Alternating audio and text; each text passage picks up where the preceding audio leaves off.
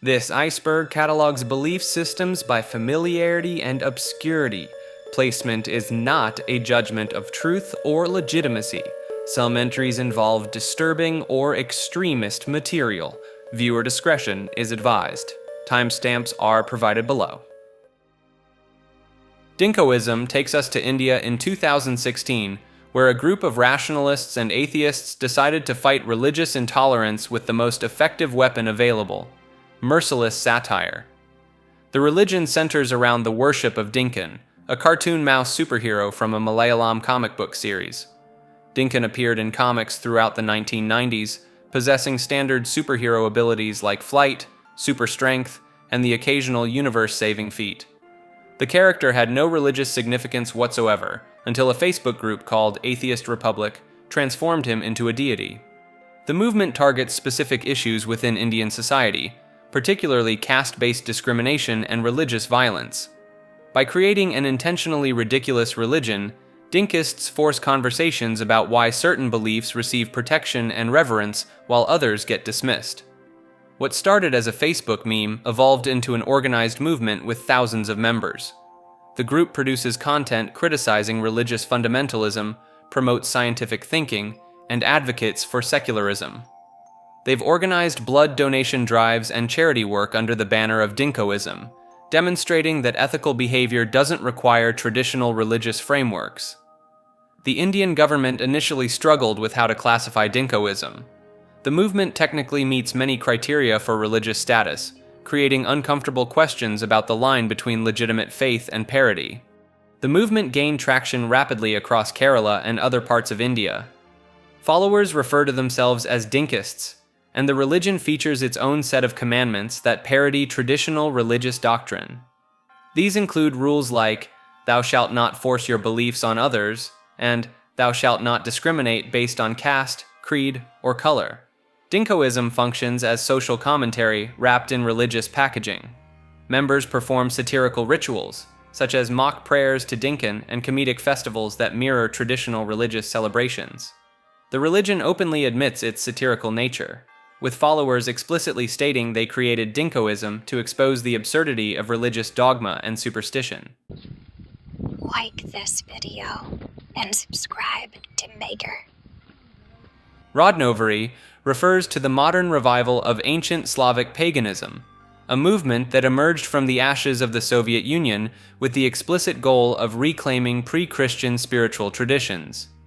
The name itself translates to native faith, or ancestral faith, and practitioners believe they're reconstructing the religious practices their ancestors performed over 1,000 years ago.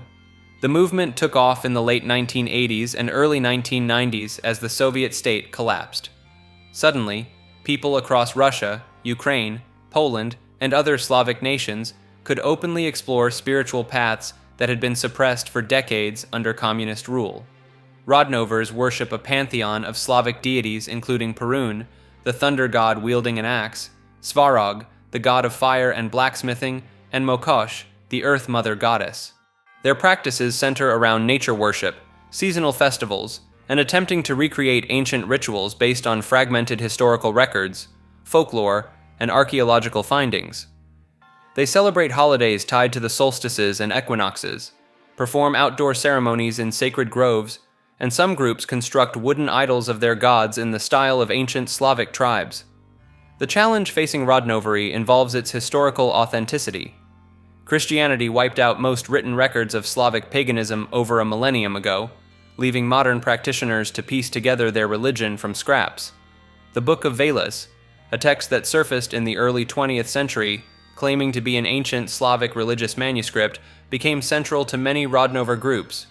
The problem is that most scholars consider it a modern forgery, though believers continue to treat it as genuine scripture. The movement splits into wildly different factions. Some groups practice peaceful nature spirituality and community building. Others have embraced far-right nationalism, using their pre-Christian roots to promote ideas of Slavic racial purity and superiority. These extremist wings have adopted Rodnovery as a vehicle for political ideology, claiming that returning to ancestral faith means rejecting foreign influences, which they define as anything non-Slavic. Vyacheslav Cherkasov became one of the most prominent Russian Rodnover leaders, founding the Circle of Pagan Tradition in Moscow and writing extensively about Slavic spiritual practices. His writings blend mysticism with Slavic mythology, creating a framework that thousands of followers have adopted.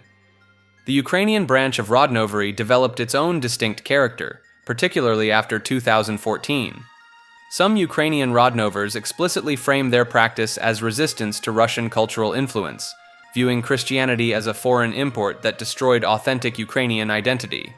The Azov Battalion, a controversial military unit, has counted Rodnovers among its members, further cementing the association between certain branches of the movement and far-right militarism.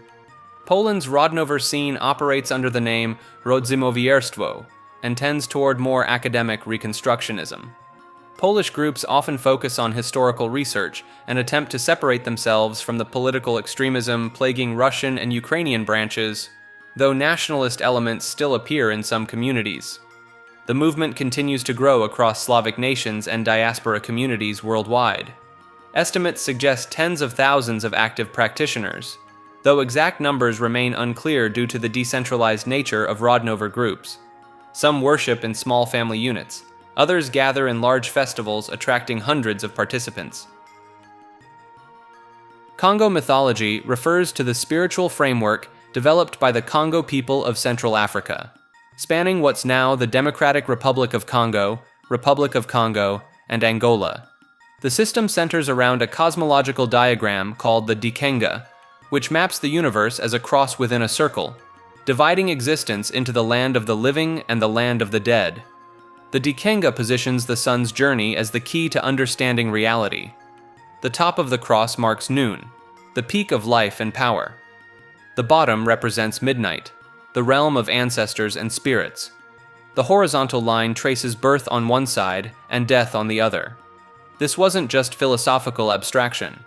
Practitioners drew this symbol on the ground during rituals, walked its path during ceremonies, and used it to navigate the relationship between worlds. At the center of Kongo cosmology sits Nzambi Mpungu, the supreme creator who set everything in motion but remains distant from daily affairs.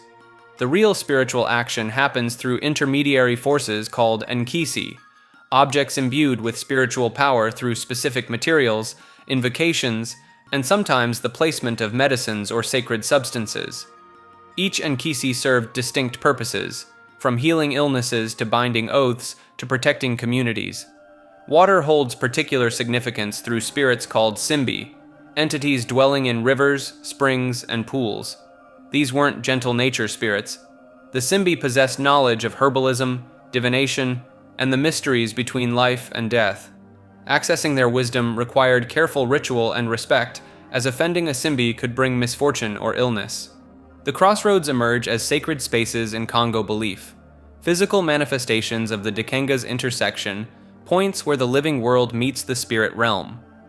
Practitioners left offerings at crossroads, performed divination there, and called upon spiritual forces at these threshold locations.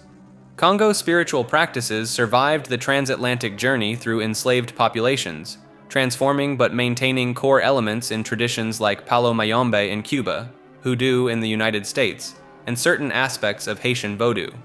The cosmogram appears in African American grave decorations, the use of crossroads in Southern conjure work, and the continued veneration of water spirits across diaspora communities. Modern practitioners still work within Kongo frameworks, particularly in Central Africa, where the traditions never fully disappeared despite colonial and missionary pressure. The system offers a complete worldview connecting cosmology, ethics, healing, and ancestor veneration into a unified spiritual practice that's influenced religious development across the Atlantic world far beyond what most people realize. Finnish mythology stands apart from the Viking sagas most people associate with Northern Europe. The primary source, the Kalevala, compiled in the 1800s from centuries of oral tradition, reads less like a typical creation myth and more like a catalog of practical magic spells with a plot woven between them. The central figure, Wainamoinen, doesn't conquer through strength or warfare. He's an eternal sage who literally sings reality into existence. When he needs a boat, he chants it into being. When enemies attack, he drowns them in magical floods summoned through verse.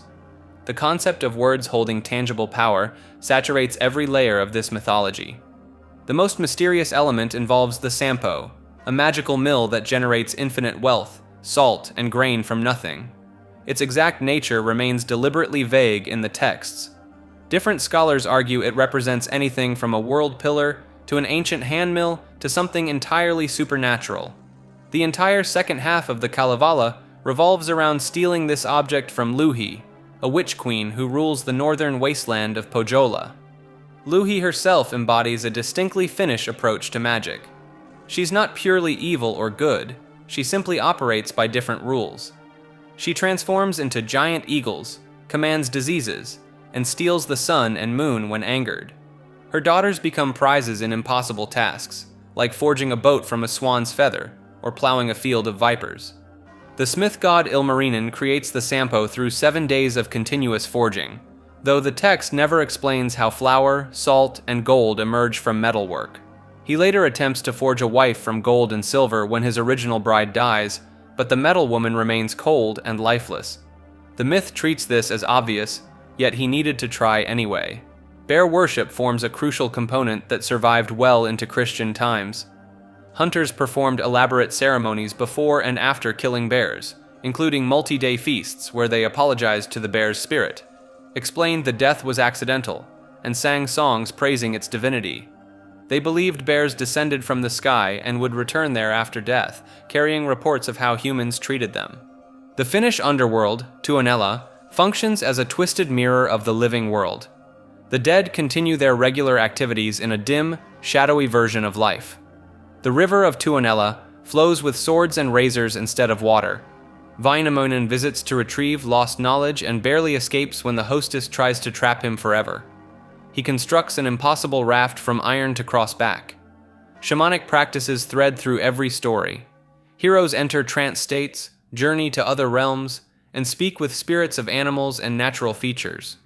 A single spell could require knowing the origin story of the object being enchanted. To stop bleeding, a shaman recited the origin myth of iron itself, tracing it back to creation. The mythology lacks the clear moral framework of other religious systems. Success comes through knowledge of the right words, not virtue or strength. A villain who knows the proper incantation holds more power than a hero with a sword. This practical approach to magic influenced real Finnish folk practices for centuries. The Kalevala's compilation sparked Finnish national identity during Russian rule, which explains why this mythology carries political weight beyond simple folklore. Schools taught it, artists painted it, and composers like Sibelius built symphonies around its themes. The mythology became inseparable from Finnish cultural survival. Mapuche mythology centers on the spiritual beliefs of the Mapuche people, an indigenous group from south-central Chile and southwestern Argentina who maintained their independence against both the Inca Empire and Spanish colonizers for centuries. The Mapuche view reality as split into multiple layered worlds. The Wenu Mapu, or land above, serves as home to beneficial spirits and ancestors. The Nag Mapu is the earthly realm where humans live. Below exists the Minche Mapu, a dark underworld inhabited by malevolent forces.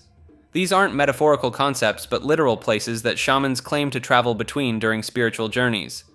Pilin are powerful ancestral spirits who inhabit volcanoes and mountains. When a volcano erupts, the Mapuche traditionally interpret this as a Pilin expressing anger or communicating important messages. The spirits demand respect through specific rituals, and families often trace their lineage back to particular Pilin tied to geographic locations.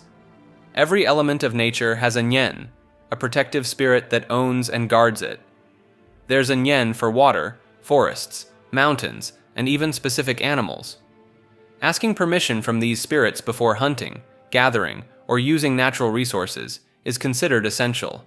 Failure to do so brings misfortune or illness. The Machi serve as shamanic healers, spiritual leaders, and intermediaries between worlds. Most Machi are women, though men called Machi Wai also practice. They enter trance states by climbing a rewe, a sacred ladder carved from wood, while drumming on a kultrun, a ceremonial drum painted with cosmological symbols. During these rituals, Machi diagnose illnesses by communicating with spirits and prescribe treatments combining herbal medicine with spiritual cleansing. On the opposite end exists the Kalku, sorcerers who practice harmful magic. The Kalku can send Wekufe, evil spirits that cause disease, accidents, and death. These malevolent entities take various forms, from phantom animals to shapeshifters that appear as whirlwinds or strange lights in the night.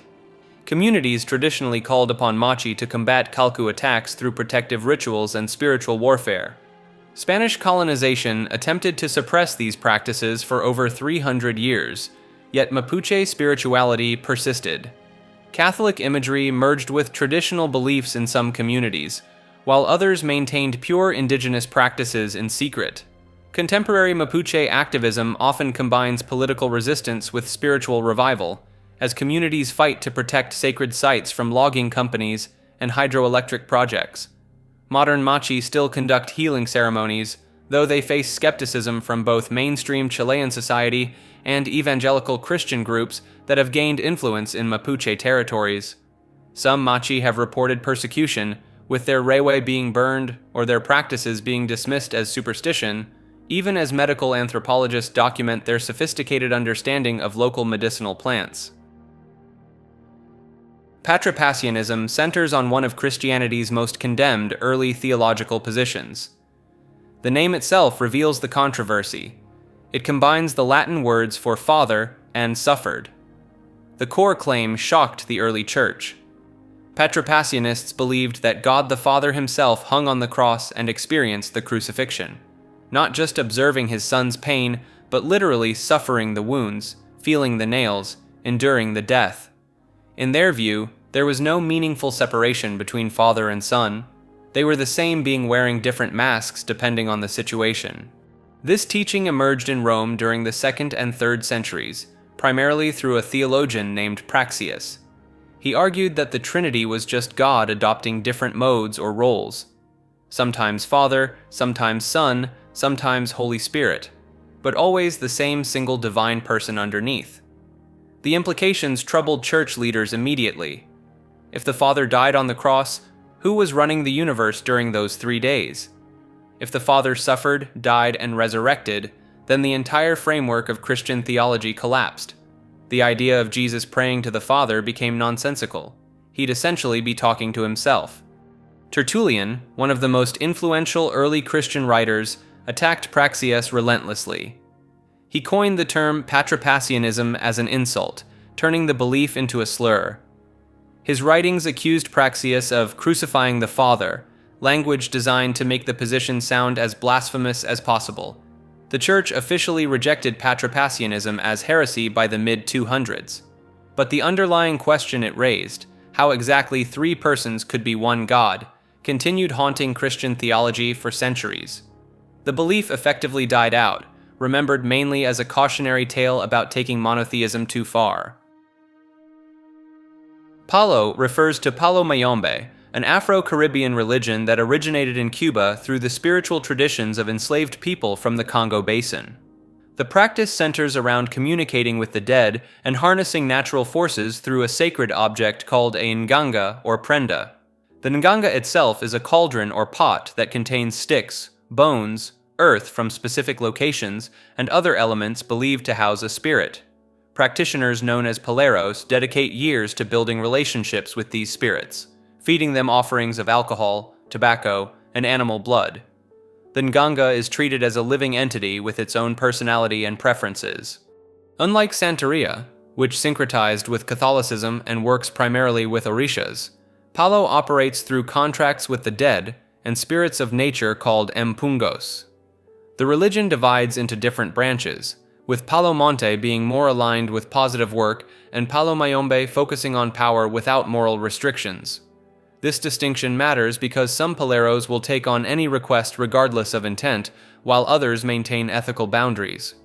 The practice gained notoriety in the 1980s when Florida serial killer Adolfo Constanzo claimed to follow Palo, though actual practitioners point out he bastardized the tradition for his own purposes. His case brought unwanted media attention that portrayed Palo as purely malevolent, when in reality, most paleros use their knowledge for healing, protection, and solving practical problems. Initiation into Palo involves receiving cuts on the body, and having sacred marks called rayas drawn in specific patterns. New initiates undergo a ceremony where they're spiritually bound to their own nganga, creating a lifelong partnership with the spirit inside. The entire process emphasizes respect for the dead and recognition that these forces demand proper treatment. The religion remains largely oral and secretive, with knowledge passed directly from godparent to godchild. Written materials are rare and often deliberately vague to prevent outsiders from attempting practices without proper training. Novatianism was an early Christian sect that split from the mainstream church over a question that sounds almost absurdly simple. Can you forgive someone who betrayed their faith to save their own life? The year was 250 CE, and Roman Emperor Decius had just launched one of the most brutal persecutions Christians had faced. Officials forced citizens to publicly offer sacrifices to Roman gods and obtain certificates proving their compliance. Thousands of Christians crumbled under torture and threat of execution. They burned incense to pagan deities, denied Christ, and walked away with their lives intact. When the persecution ended, these lapsed Christians wanted back in. They showed up at churches, repentant and desperate for readmission. The church leadership, led by Pope Cornelius, decided to take them back after periods of penance. Harsh, but ultimately forgiving. Novatian, a respected priest and theologian in Rome, lost his mind over this decision. He argued that the church had no authority to forgive such serious sins. Apostasy, adultery, and murder were beyond human absolution. Only God could forgive these transgressions, and probably wouldn't. The church needed to remain pure, untainted by those who had proven themselves weak when it mattered most. In 251 CE, Novatian got himself consecrated as a rival bishop of Rome, creating one of Christianity's first major schisms. His followers called themselves the Pure Ones and established their own network of churches across the Roman Empire. They refused communion with anyone who had lapsed, anyone who associated with the lapsed, and eventually anyone who showed the slightest moral weakness. The Novatianist churches lasted for centuries, maintaining their rigid standards while the mainstream church grew by embracing repentant sinners. They spread through North Africa, Spain, and even reached Constantinople. Church fathers like Augustine spent considerable time writing against them, calling their position heretical and their pride staggering. The irony is that Novatian himself had apparently refused to become a martyr during earlier persecutions, though sources on this are murky and possibly propaganda from his opponents. By the 5th century, the Novatianist churches had mostly dissolved, absorbed back into the very institution they'd rejected for being too lenient. Their legacy lives in every religious debate about purity versus mercy, about whether institutions should serve the righteous or redeem the fallen. This entry, Monophysitism, centers on one of Christianity's most explosive theological splits, a debate so intense it fractured the faith into separate churches that remain divided 15 centuries later. The controversy revolves around a deceptively simple question about Jesus Christ's nature. The term itself breaks down to mono, meaning one, and physis, meaning nature. Monophysites argued that Christ possessed only a single unified divine nature after the incarnation. This directly challenged the position established at the Council of Chalcedon in 451, which declared Christ existed in two complete natures, fully divine and fully human, united in one person without confusion or separation. The architect often credited with early monophysite thought was a monk named Eutyches in Constantinople. He pushed back against what he saw as a dangerous separation of Christ's divinity from his humanity. Church authorities condemned Eutyches at the Council of Chalcedon, but his ideas had already spread across the Eastern Roman Empire, particularly in Egypt, Syria, and Armenia. The fallout was immediate and brutal. Emperor Justinian I spent decades trying to force theological unity, deploying both diplomacy and military force. Bishops who refused to accept Chalcedon faced exile, imprisonment, or worse. Entire Christian communities in Egypt and the Middle East chose persecution over compromising their beliefs about Christ's nature. The Coptic Church in Egypt, the Armenian Apostolic Church, and several other ancient Christian bodies rejected Chalcedon outright. These communities formed what became known as Oriental Orthodox Christianity, distinct from both Catholicism and Eastern Orthodoxy. They prefer the term Miaphysitism, meaning one united nature, arguing that critics misrepresented their actual beliefs. Their position holds that Christ's human and divine natures merged into one united nature, rather than remaining separate, or the divine nature absorbing the human. The theological hair-splitting involved gets remarkably intricate. Debates raged over Greek philosophical terms like hypostasis and ousia, concepts borrowed from ancient philosophy to describe aspects of being and substance. Church councils excommunicated each other over prepositions, whether Christ existed in two natures or from two natures. These weren't just academic arguments. The Monophysite controversy contributed to weakening the Byzantine Empire's hold on its eastern provinces. When Arab Muslim armies arrived in the 7th century, many Monophysite Christian communities, exhausted from persecution by the Byzantine state church, offered little resistance to new rulers who promised religious tolerance. Battle mythology refers to the recurring pattern of apocalyptic warfare woven throughout religious traditions worldwide. Nearly every major belief system contains prophecies of a final cosmic conflict, where supernatural forces clash to determine the fate of existence itself. The Norse tradition describes Ragnarok, where gods battle giants in a conflict that destroys and remakes the world. Odin leads the Aesir against Loki and his monstrous children, resulting in mutual annihilation before a new world emerges from the ashes. The battle occurs on the plain of Vigrid, which stretches 120 leagues in every direction. Christianity's Book of Revelation outlines Armageddon, the final battle between the forces of Christ and the armies of Satan.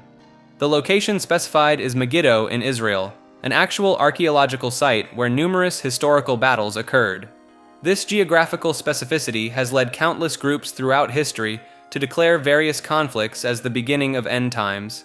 Hindu scripture presents the Kurukshetra war in the Bhagavad Gita, where Prince Arjuna receives divine wisdom from Krishna before engaging in battle. The 18-day war involves detailed military tactics, supernatural weapons called astras that function like ancient nuclear devices, and serves as allegory for internal spiritual struggle. Zoroastrianism, one of the world's oldest monotheistic religions, introduced the concept of cosmic dualism through its final battle between Ahura Mazda and Angra Mainyu. This framework influenced later Abrahamic traditions and established the template of absolute good versus absolute evil. Islamic eschatology describes the Dajjal, a false messiah whose defeat by Jesus alongside the Mahdi marks the final days. The specificity extends to location details, behavioral signs, and even physical descriptions of the figures involved. These narratives share structural similarities despite emerging from separate cultures. Each involves a champion of divine order, armies of supernatural beings, recognizable earthly locations, and cosmic stakes. The battles serve multiple functions beyond simple storytelling. They provide psychological frameworks for understanding human conflict as part of divine plan rather than meaningless violence. The Crusades, the 30 Years' War, and modern conflicts in the Middle East have all been interpreted through these mythological lenses by participants seeking transcendent meaning. The concept extends into modern belief systems. Cold War rhetoric frequently employed Armageddon language, with both sides viewing nuclear conflict through apocalyptic frameworks. Contemporary religious movements continue identifying current events as fulfillment of ancient battle prophecies. Academic scholars note these mythologies often emerge or intensify during periods of social upheaval. When communities face external threats or internal collapse, cosmic battle narratives provide cognitive tools for processing chaos. The enemy becomes not merely human opposition, but manifestation of universal evil, while one's own side embodies divine purpose.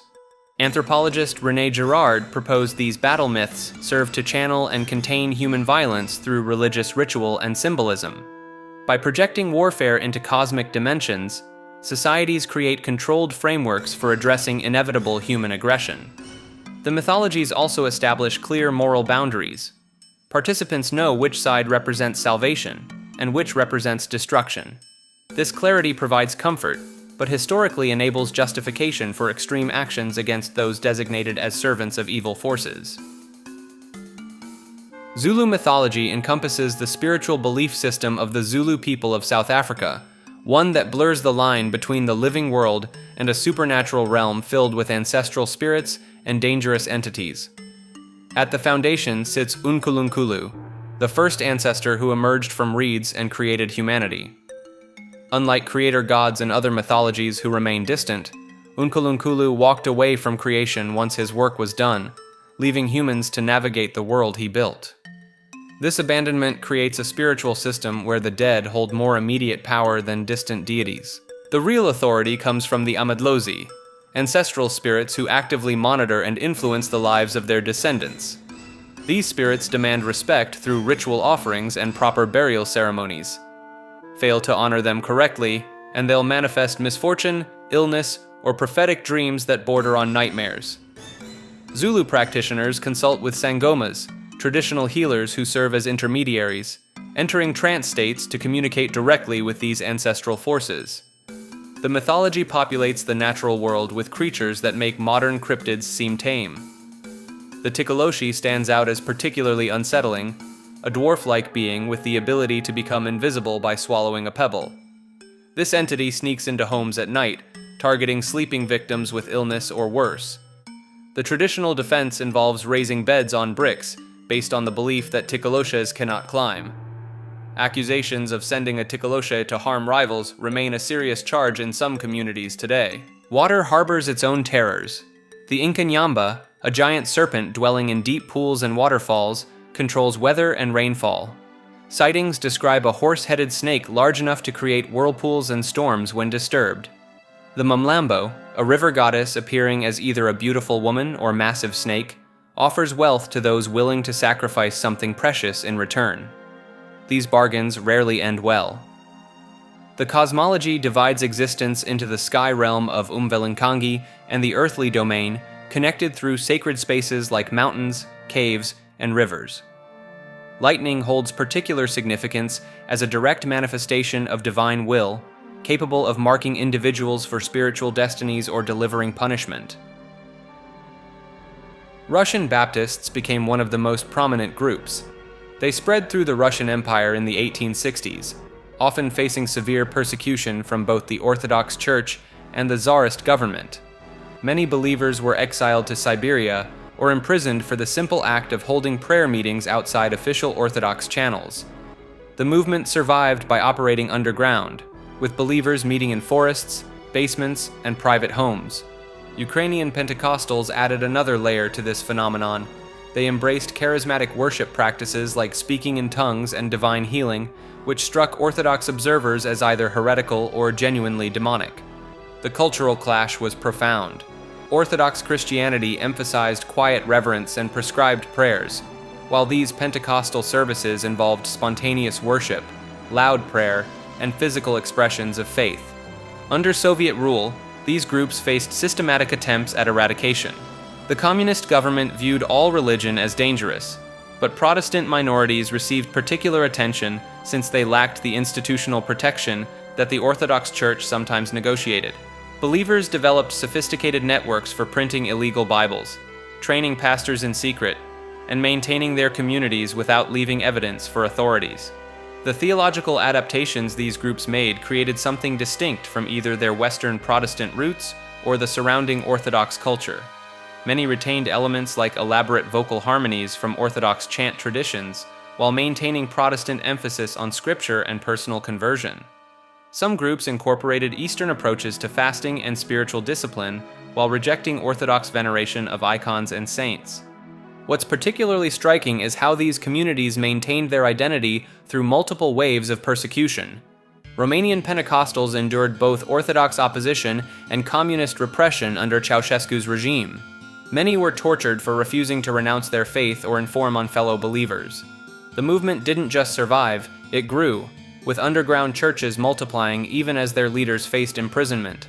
After the fall of communist governments, these denominations exploded into public view.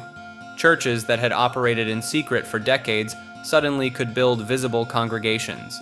The rapid growth caught many observers off guard, revealing just how extensive these networks had become while operating below the surface.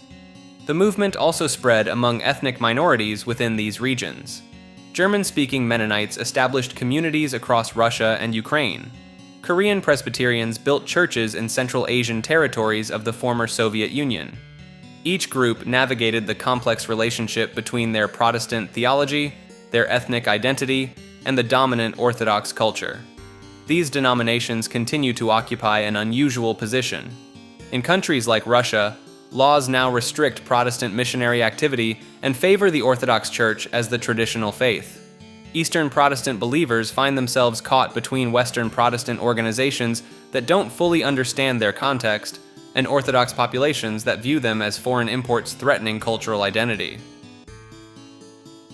Caodaism is a Vietnamese religion that communicates with the dead to receive divine messages from an eclectic roster of saints that includes Victor Hugo, Joan of Arc, and William Shakespeare.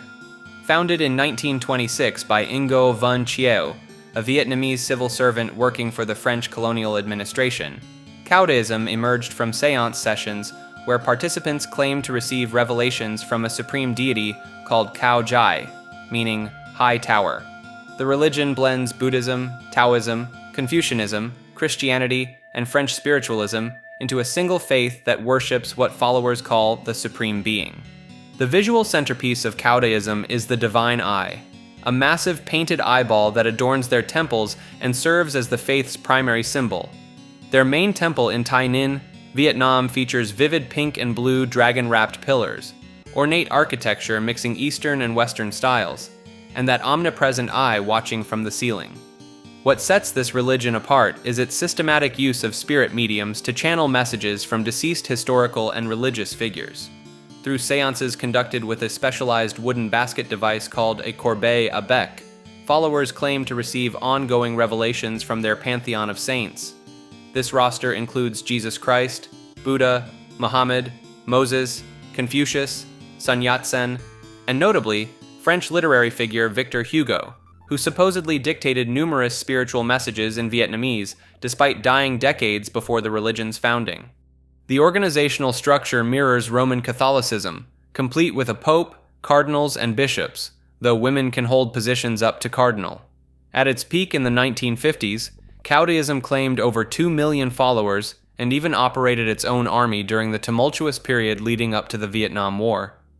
Today, somewhere between 4 and 6 million people practice Caodaism, predominantly in southern Vietnam, making it one of the world's lesser-known major religions that somehow convinced millions to accept Shakespeare as a spiritual guide. The Philippine Independent Church stands as one of the most successful religious breakaways in modern history.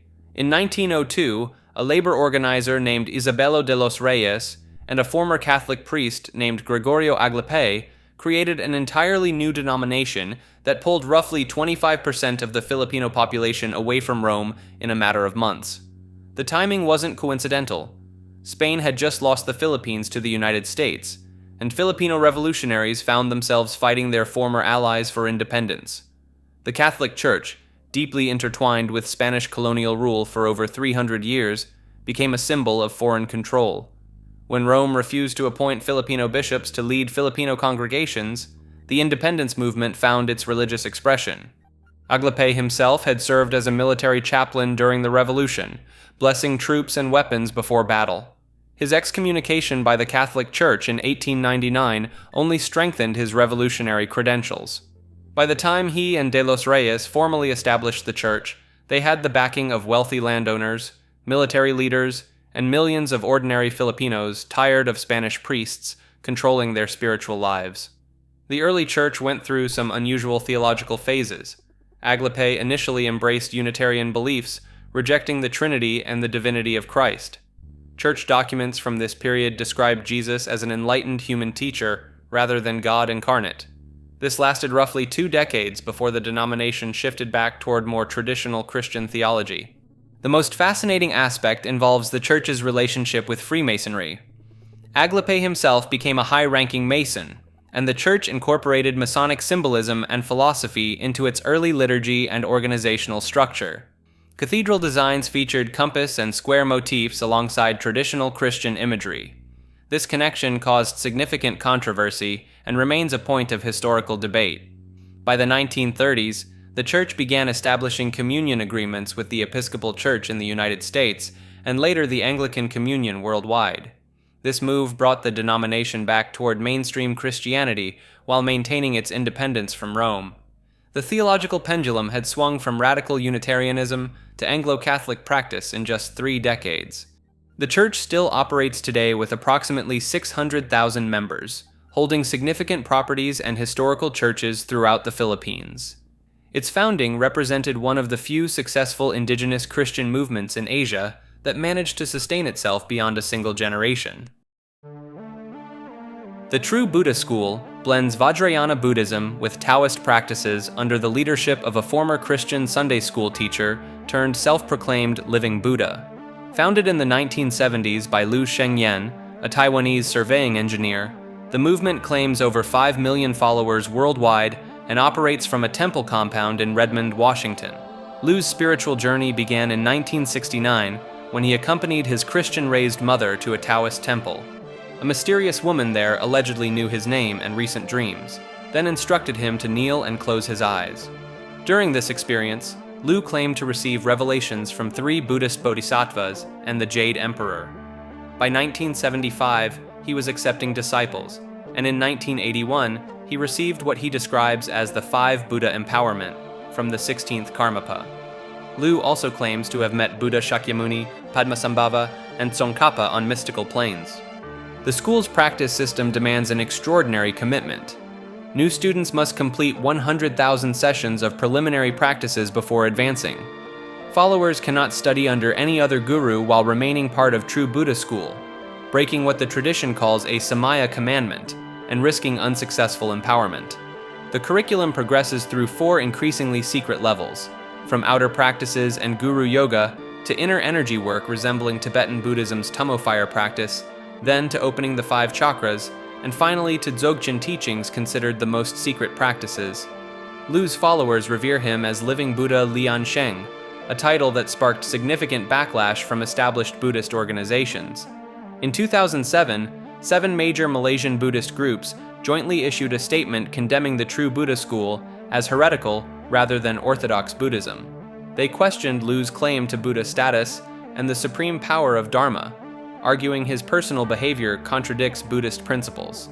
The organizations also raised concerns about expensive merchandise sales at gatherings, including Buddhist hats reportedly priced at $300,000 and cassocks at $100,000.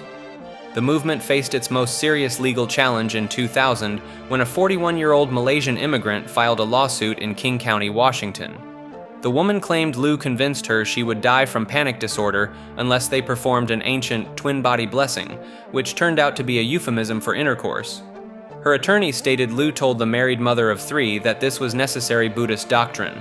The case attracted attention, but King County prosecutors declined to file criminal charges, citing insufficient evidence. The civil lawsuit was dismissed on constitutional grounds. China banned the True Buddha School in 1995, labeling it a dangerous organization. Authorities claimed Liu was hostile to the socialist system after he organized 10,000 people in Hong Kong for a memorial service honoring Tiananmen Square protesters. The Chinese government maintains True Buddha School on its official list of 22 identified groups, alongside movements like Falun Gong. Chinese anti-group propaganda describes Liu as an open enemy of the socialist system.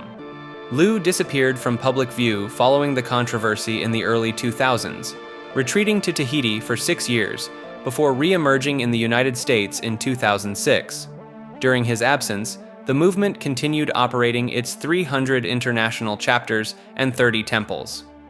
The organization funds itself through donations and sales of Liu's numerous books on Buddhism and Taoism, though critics point to what they describe as questionable financial practices. In 2012, a church leader from the True Buddha School in New Taipei City faced accusations of promising investment returns to believers while violating banking laws. The school's strict guru devotion requirement stands out among its doctrinal peculiarities. Students who take refuge with Liu cannot seek teachings from other masters without leaving the movement entirely. Liu himself explained this policy by stating that following another guru breaks the sacred trust between student and master, resulting in failed empowerment. This exclusivity claim diverges from many Buddhist traditions that encourage students to learn from multiple qualified teachers. Despite the controversies, Defenders of the true Buddha school argue Lu possesses genuine Buddhist credentials. He studied under revered Buddhist master Li Tingguang in Hong Kong during the 1990s, and supporters document his connections to established Tibetan lineages through photographs and records of initiations. The movement's practices follow recognizable Vajrayana structures, including the 4 preliminary practices common in Tibetan Buddhism, deity yoga, and Dzogchen meditation techniques. The school teaches that all humans are born equal, and that esoteric dharma should be available to common people, not just the exclusive domain of lamas and monks. Lu's writings claim practitioners can attain Buddhahood in a single lifetime through diligent cultivation of the true Buddha Dharma. The movement accepts members from all religious backgrounds, including ordained reverends and pastors from other faiths, requiring only that they take the fourfold refuge and commit to Lu as their root guru. Asatruarfélagið refers to Iceland's official Norse pagan religious organization. In 1972, a group of Icelanders submitted paperwork to resurrect the worship of Odin, Thor, and Freya as a legally recognized religion. The Icelandic government approved it. This wasn't some fringe movement operating in basements. These practitioners gained the same legal standing as Christian churches, with full authority to conduct marriages, funerals, and naming ceremonies. The organization centers on Asatru, meaning faith in the Aesir, the family of Norse gods from pre-Christian Iceland. Members practice blot, ceremonial offerings traditionally involving animal sacrifice, though modern versions typically use mead, beer, or symbolic items. They gather at outdoor sites considered sacred, often natural landmarks connected to Iceland's volcanic landscape. Sveinbjörn Beintynsson, a sheep farmer and poet, led the group's formation. He argued that Christianity had been imposed on Iceland through political pressure in the year 1000, and that reviving the old ways meant reclaiming authentic Icelandic identity. The government's recognition came surprisingly quickly, within months of the application. Membership exploded from a handful of founders to over 6,000 practitioners by 2023, making it Iceland's largest non-Christian religion in a country of only 380,000 people. The growth rate consistently outpaced population increase, particularly among younger Icelanders. In 2015, construction began on the first major Norse pagan temple built in Iceland since the medieval period. Located in Reykjavik, the structure uses traditional Icelandic architecture adapted for modern gatherings, with a domed ceiling meant to evoke ancient longhouses. The project faced delays, but demonstrates the organization's mainstream acceptance. Bön Po refers to the indigenous spiritual tradition of Tibet that existed for thousands of years before Buddhism arrived in the region. While most people associate Tibet exclusively with Buddhism, Bön Po practitioners claim their tradition stretches back over 18,000 years, making it one of the world's oldest continuous religious systems. The tradition centers around a founder figure named Tonpa Shenrab Miwoche, who supposedly lived in the ancient kingdom of Zhangzhung in western Tibet. When Buddhism entered Tibet in the 7th century, it triggered centuries of conflict with the established Bön tradition. Buddhist rulers periodically ordered the destruction of Bön texts and temples. King Trisong Detsen, credited with establishing Buddhism in Tibet, allegedly forced Bön practitioners to convert or flee to remote mountain regions. Many Bön texts were hidden in caves and secret locations to preserve them from destruction. What survived these purges reveals a sophisticated cosmological system with its own pantheon of deities, meditation practices, and philosophical texts.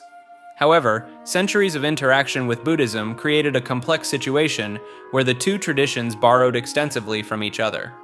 Modern Bön Po includes concepts and practices that look remarkably similar to Tibetan Buddhism, leading scholars to debate which tradition influenced which.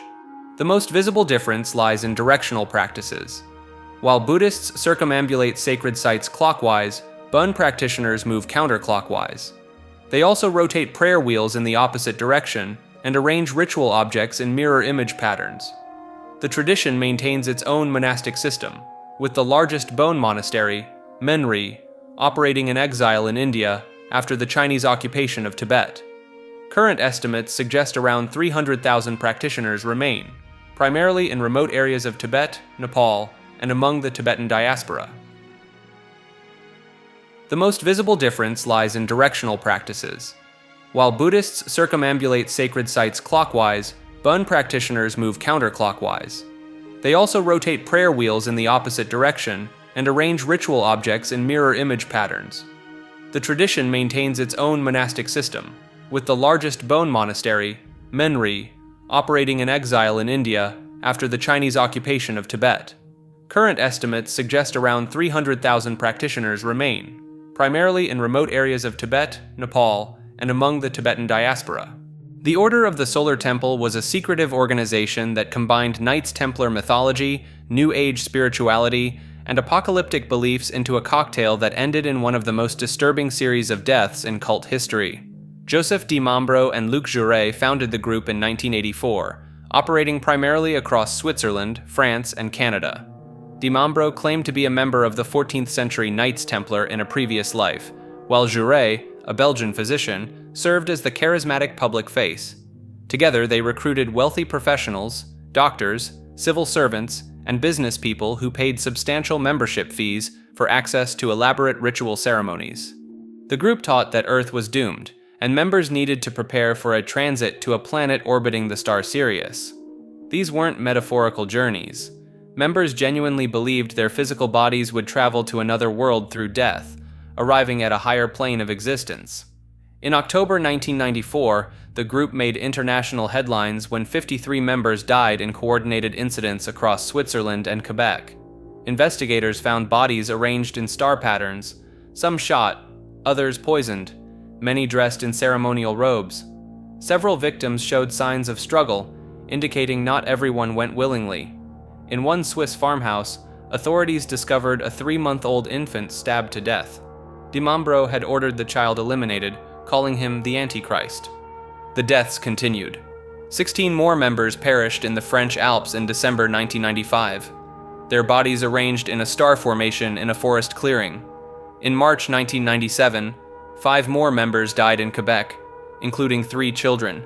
Di Mambro and Jouret both died in the initial 1994 events, but they had orchestrated detailed plans for successive waves, convincing remaining members that these departures would complete their cosmic journey. Some scholars estimate the group had recruited between 400 to 500 members at its peak, meaning the majority survived by leaving beforehand or avoiding the final transits. The order combined financial exploitation with genuine religious conviction in ways that made it particularly dangerous. Members weren't stereotypical dropouts. They included mayors, journalists, and government officials who funded the group's operations while believing they were preparing for literal interplanetary travel. The Italo-Albanian Catholic Church exists in one of the most unusual religious positions imaginable. A church that follows Eastern Orthodox traditions, uses the Byzantine liturgy, and maintains Albanian cultural identity, while simultaneously being fully Catholic and answering to the Pope in Rome. The church traces back to the 15th and 16th centuries, when waves of Albanian refugees fled the Ottoman invasions of their homeland. These communities settled primarily in southern Italy and Sicily, bringing with them their Byzantine Christian traditions. The Catholic Church, rather than forcing them to abandon their customs, allowed them to maintain their distinct practices in exchange for acknowledging papal authority. Unlike regular Roman Catholic priests, Italo-Albanian priests can marry before ordination. They conduct their masses in Albanian, not Latin. Their churches look and feel Orthodox, complete with iconostasies and Byzantine architecture. Yet they're completely, unquestionably Catholic. The church operates 2 eparchies, essentially dioceses in Eastern Catholic terminology, one centered in Lungro, the other in Piana degli Albanesi. Together, they serve roughly 60,000 members scattered across dozens of Albanian-speaking communities in Italy. These communities preserved not just religious practices, but an entire cultural identity. They maintained the Albanian language in isolated pockets of Italy for over 5 centuries, creating what linguists call Arboreshe, a distinct Albanian dialect frozen in time from the medieval period. The theological position creates endless complications. They celebrate Easter on the Catholic calendar, not the Orthodox one. They recognize all Catholic dogma, including doctrines that caused the Great Schism between East and West, but they do it all while looking, sounding, and functioning like an Orthodox church. The Jacobite Syrian Christian Church refers to one of the world's oldest Christian denominations that still conducts its services in Syriac, the language Jesus Christ actually spoke. The church traces its lineage directly back to the Apostle Peter, who established the first Christian community in Antioch around 37 AD. While most Western Christians follow traditions filtered through centuries of Latin and Greek translations, the Jacobite Syrian Church preserved the original Aramaic linguistic tradition that connected them to the earliest days of Christianity. The name comes from Jacob Baradaeus, a 6th century bishop who traveled disguised as a beggar throughout the Middle East to secretly ordain priests and preserve the church during a period of intense persecution. He reportedly ordained over 27 bishops and thousands of priests while evading authorities, essentially rebuilding the entire church infrastructure in secret. The church split from what would become Catholic and Eastern Orthodox Christianity in 451 AD over a theological debate about Christ's nature. The Jacobite position, known as Miaphysitism, held that Christ had one unified nature that was both divine and human simultaneously, rather than two separate natures. This seemingly minor theological distinction led to centuries of persecution and helped shape the religious landscape of the entire Middle East. The liturgy uses ancient practices that haven't changed substantially in over 1,500 years. Services can last several hours and include chants, incense, and rituals performed in nearly the exact manner as the earliest Christian communities. The church maintains a significant presence in India, where tradition claims the Apostle Thomas brought Christianity in 52 AD, decades before it spread throughout Europe. Lakota mythology encompasses the spiritual beliefs and sacred narratives of the Lakota people, one of 3 major divisions of the Great Sioux Nation.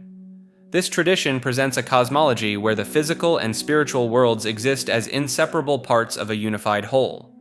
At the center of Lakota, belief stands Wakantanka, often translated as Great Spirit or Great Mystery. This concept doesn't function like a single deity in Western religions. Instead, Wakantanka represents the totality of all sacred powers and spirits that permeate existence. Everything in the universe contains Wakan, a spiritual essence connecting all living and non-living things in an intricate web. The Lakota creation narrative begins with Inyan, the primordial rock, who existed alone before time. In an act of self-sacrifice, Inyan created Maka, the earth, from his blood, which became water. This created We, the sun, to provide light and warmth.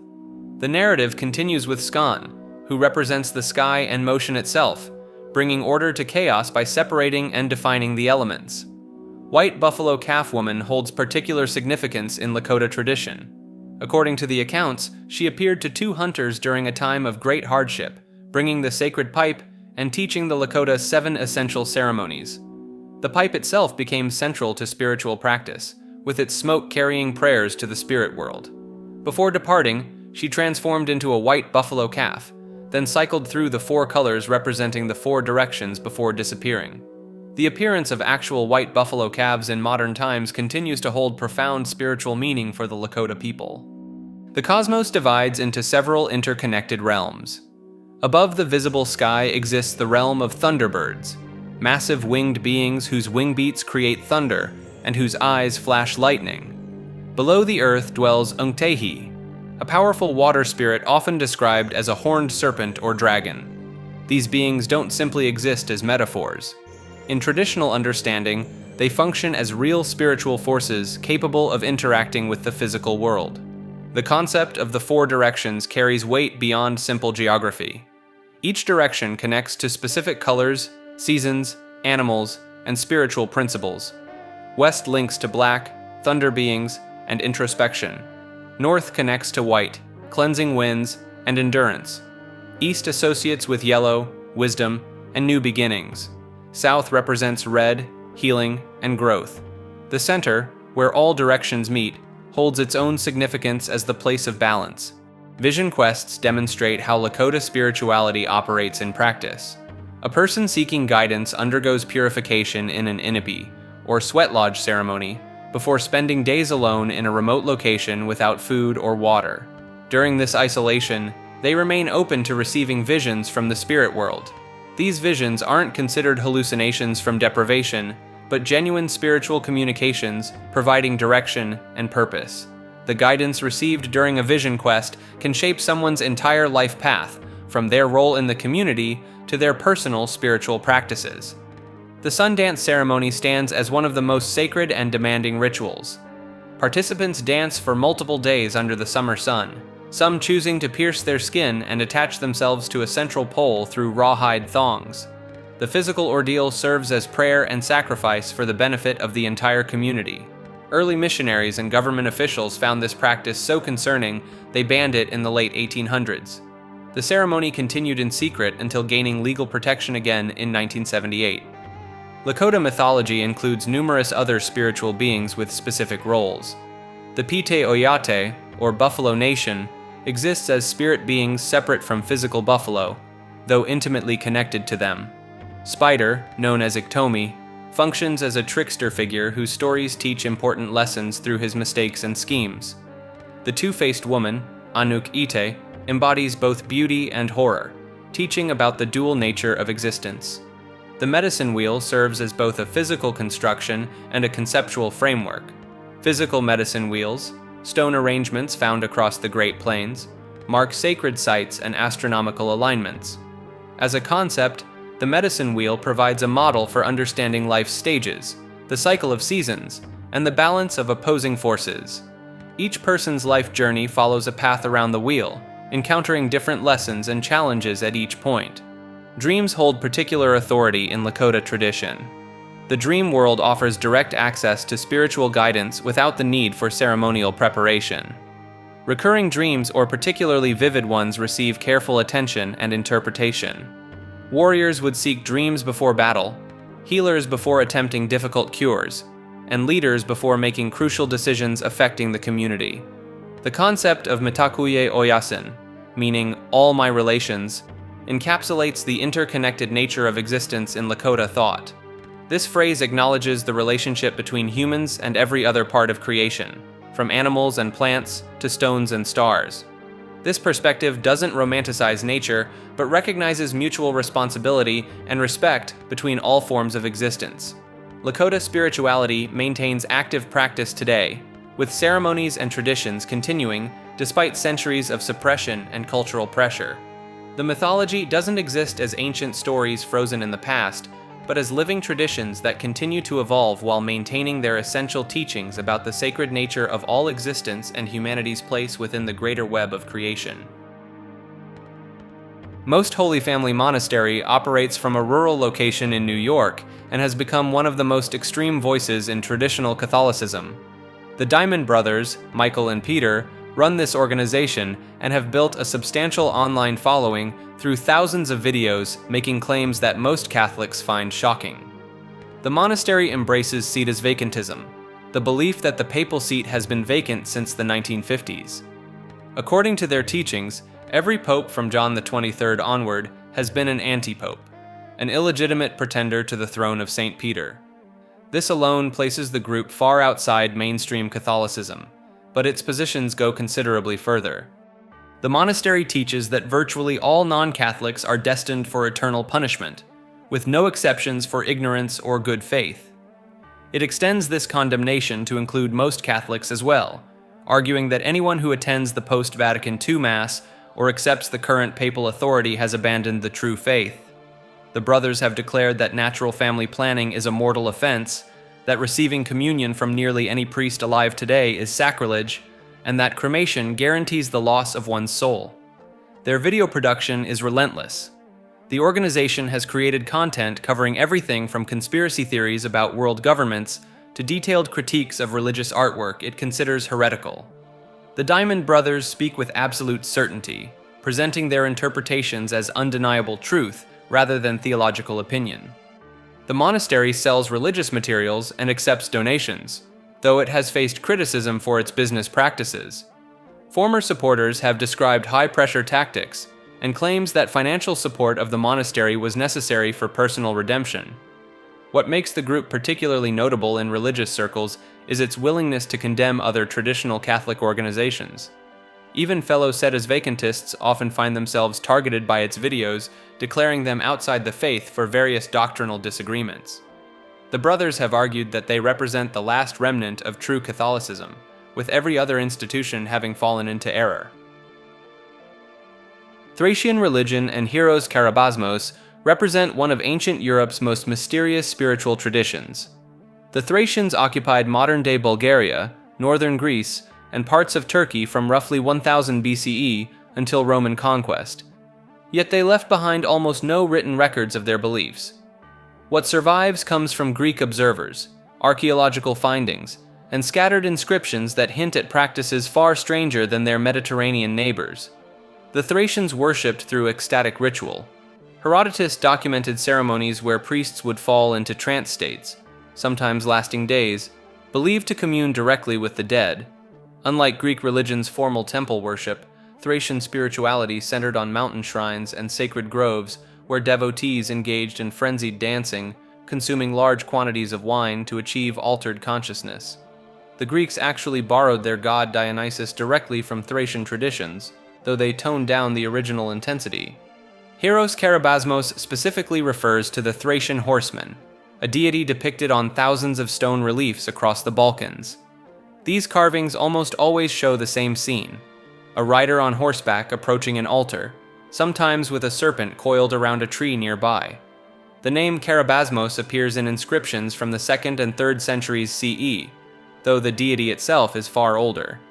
This figure occupied a unique role as both a god of the dead and a protector of the living.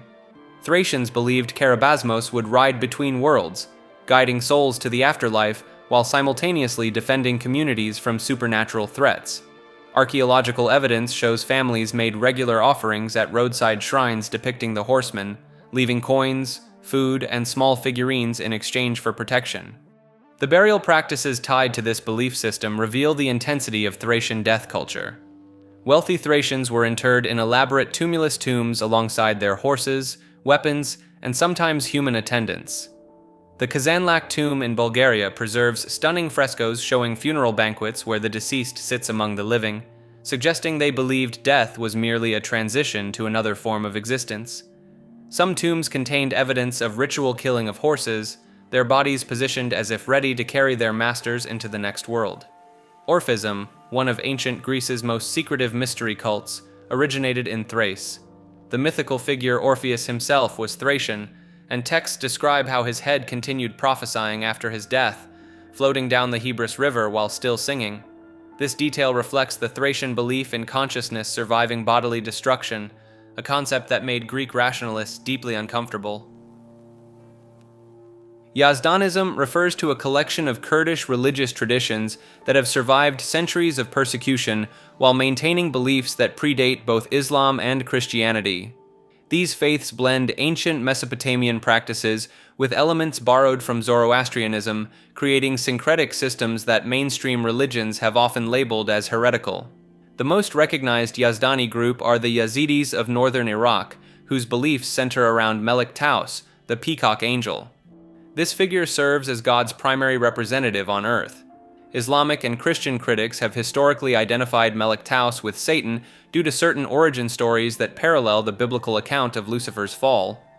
This comparison has branded Yazidis as devil worshippers in the eyes of their neighbors, leading to systematic persecution that reached genocidal levels during ISIS occupation of their territories in 2014.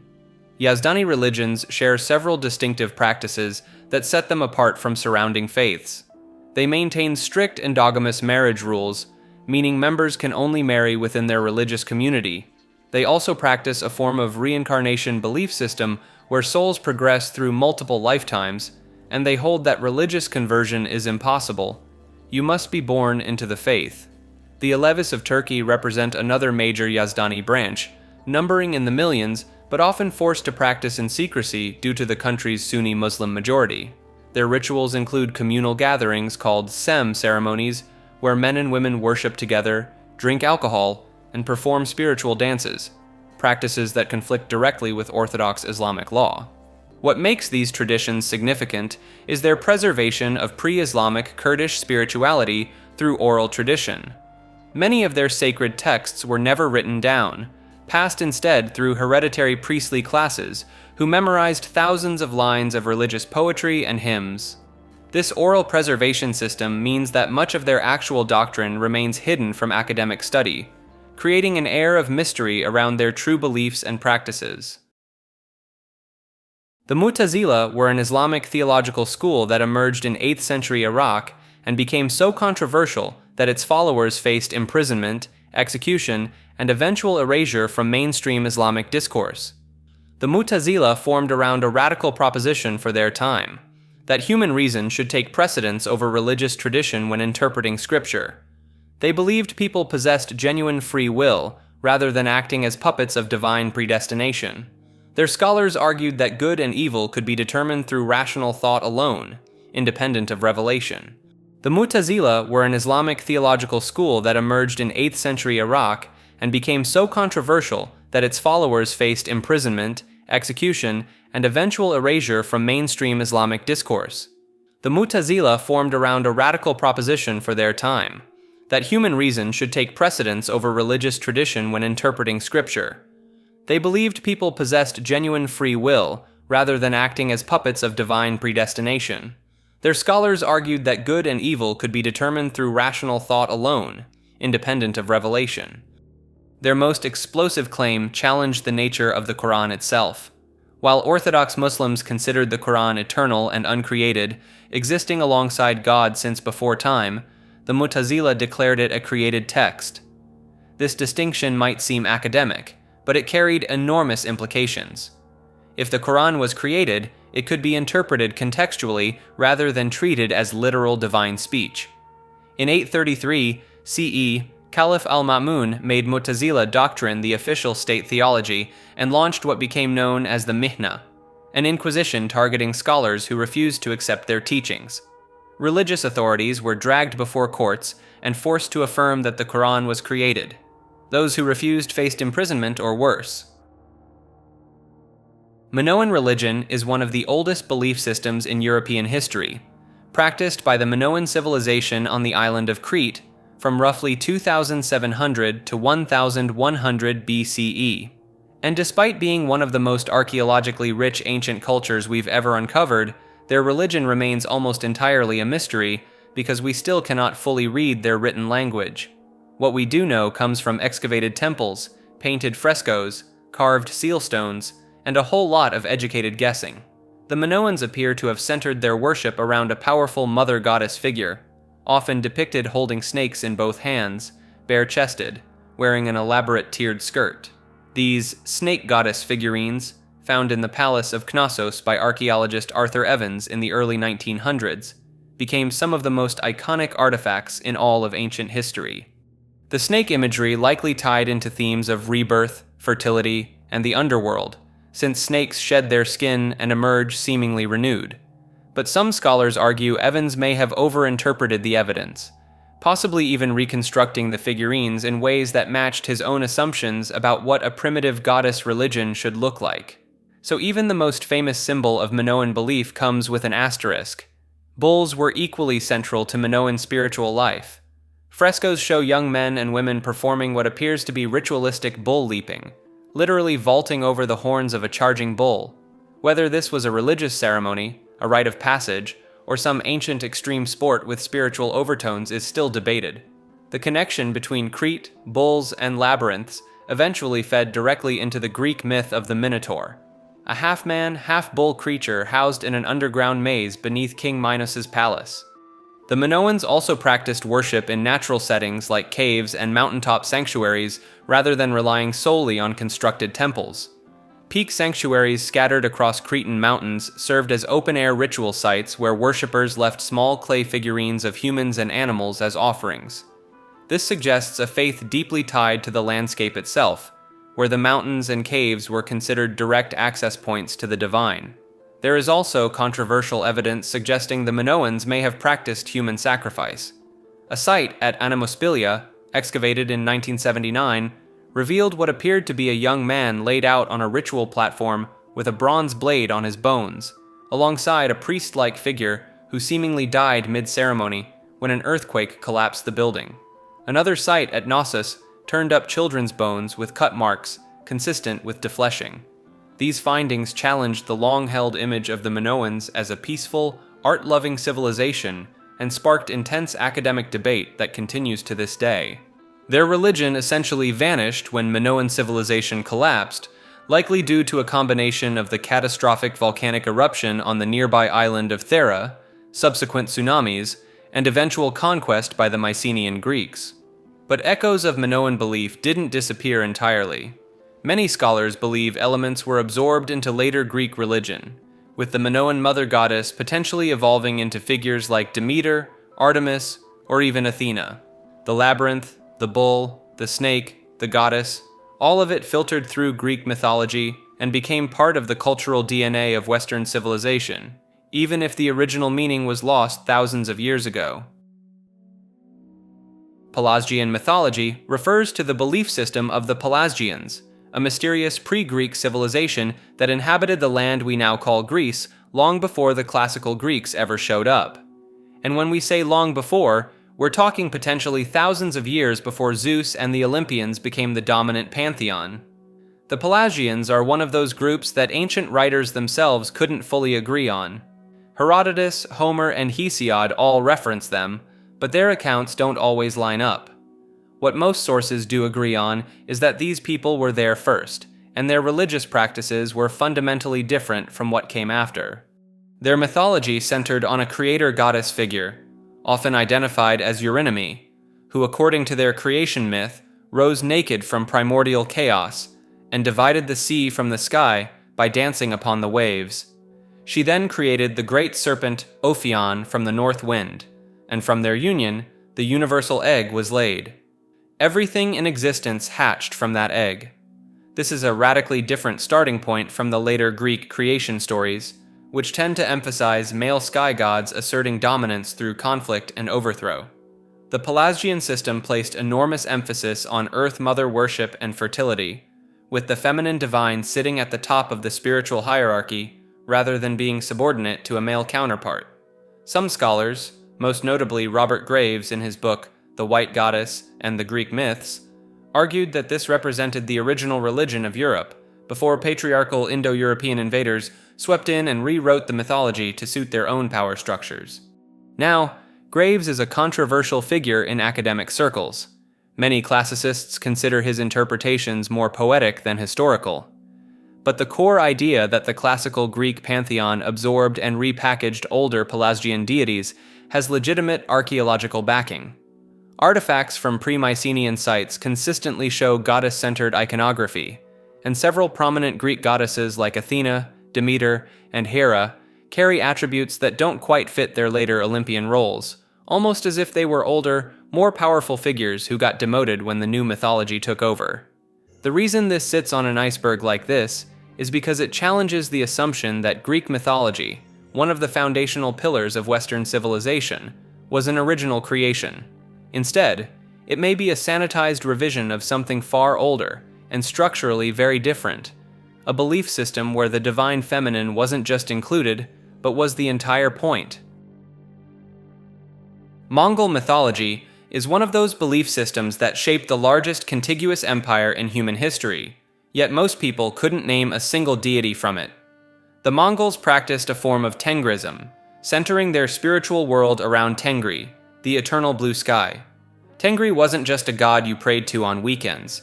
He was the sky itself, the supreme force governing fate, power, and the natural order of everything beneath him. Genghis Khan himself claimed divine mandate from Tengri, and this wasn't just political branding. The Mongols genuinely believed their leader operated as Tengri's chosen instrument on Earth, which conveniently meant that conquering your neighbors was less of a war crime and more of a holy obligation. Beneath Tengri sat a sprawling spirit world. The Earth Mother, Etugen, governed fertility and the land. Fire held deep sacred status, to the point where spilling water on a hearth flame or stepping on a threshold could be punishable by death in Mongol camps. These weren't symbolic taboos. Mongol law, known as the Yasa, codified spiritual offenses right alongside military ones. Shamans called Bö acted as intermediaries between the human and spirit worlds, entering trance states to communicate with ancestors and nature spirits. The most powerful among them held enormous political influence. A shaman named Teb Tengri once rivaled Genghis Khan's own authority, claiming to ride to heaven on a gray horse and speak directly with Tengri. Genghis Khan tolerated this for a while, right up until he didn't. Teb Tengri's spine was reportedly broken in a staged wrestling match, and his body was left in a locked drawer until it supposedly vanished, which the Khan took as confirmation that heaven had judged him unworthy. The Mongols also practiced a concept called Sulde, the belief that a warrior's soul resided in his spirit banner, a pole topped with horsehair from his personal mounts. Genghis Khan's own spirit banner was maintained for centuries after his passing, and was considered a living vessel of his power. Losing or dishonoring a spirit banner was essentially destroying someone's soul. One of the more overlooked aspects is Mongol religious tolerance. Despite their own shamanistic roots, the empire formally protected Christians, Muslims, Buddhists, and Taoists under law. This wasn't altruism so much as strategic hedging. The Mongols figured if any god was real, it was probably smart not to offend them. Multiple Khans reportedly invited leaders of different faiths to debate each other at court, essentially turning theology into a spectator sport. Over time, various Khanats absorbed the dominant religions of the territories they ruled. The Golden Horde converted to Islam, the Yuan dynasty leaned into Buddhism, and the original Tengris practices were slowly pushed to the margins. But in Mongolia itself, shamanic traditions never fully disappeared. They went underground during centuries of Buddhist influence and then Soviet suppression, only to resurface after 1990, when Mongolia became a democracy, and shamanism experienced a genuine revival that continues today.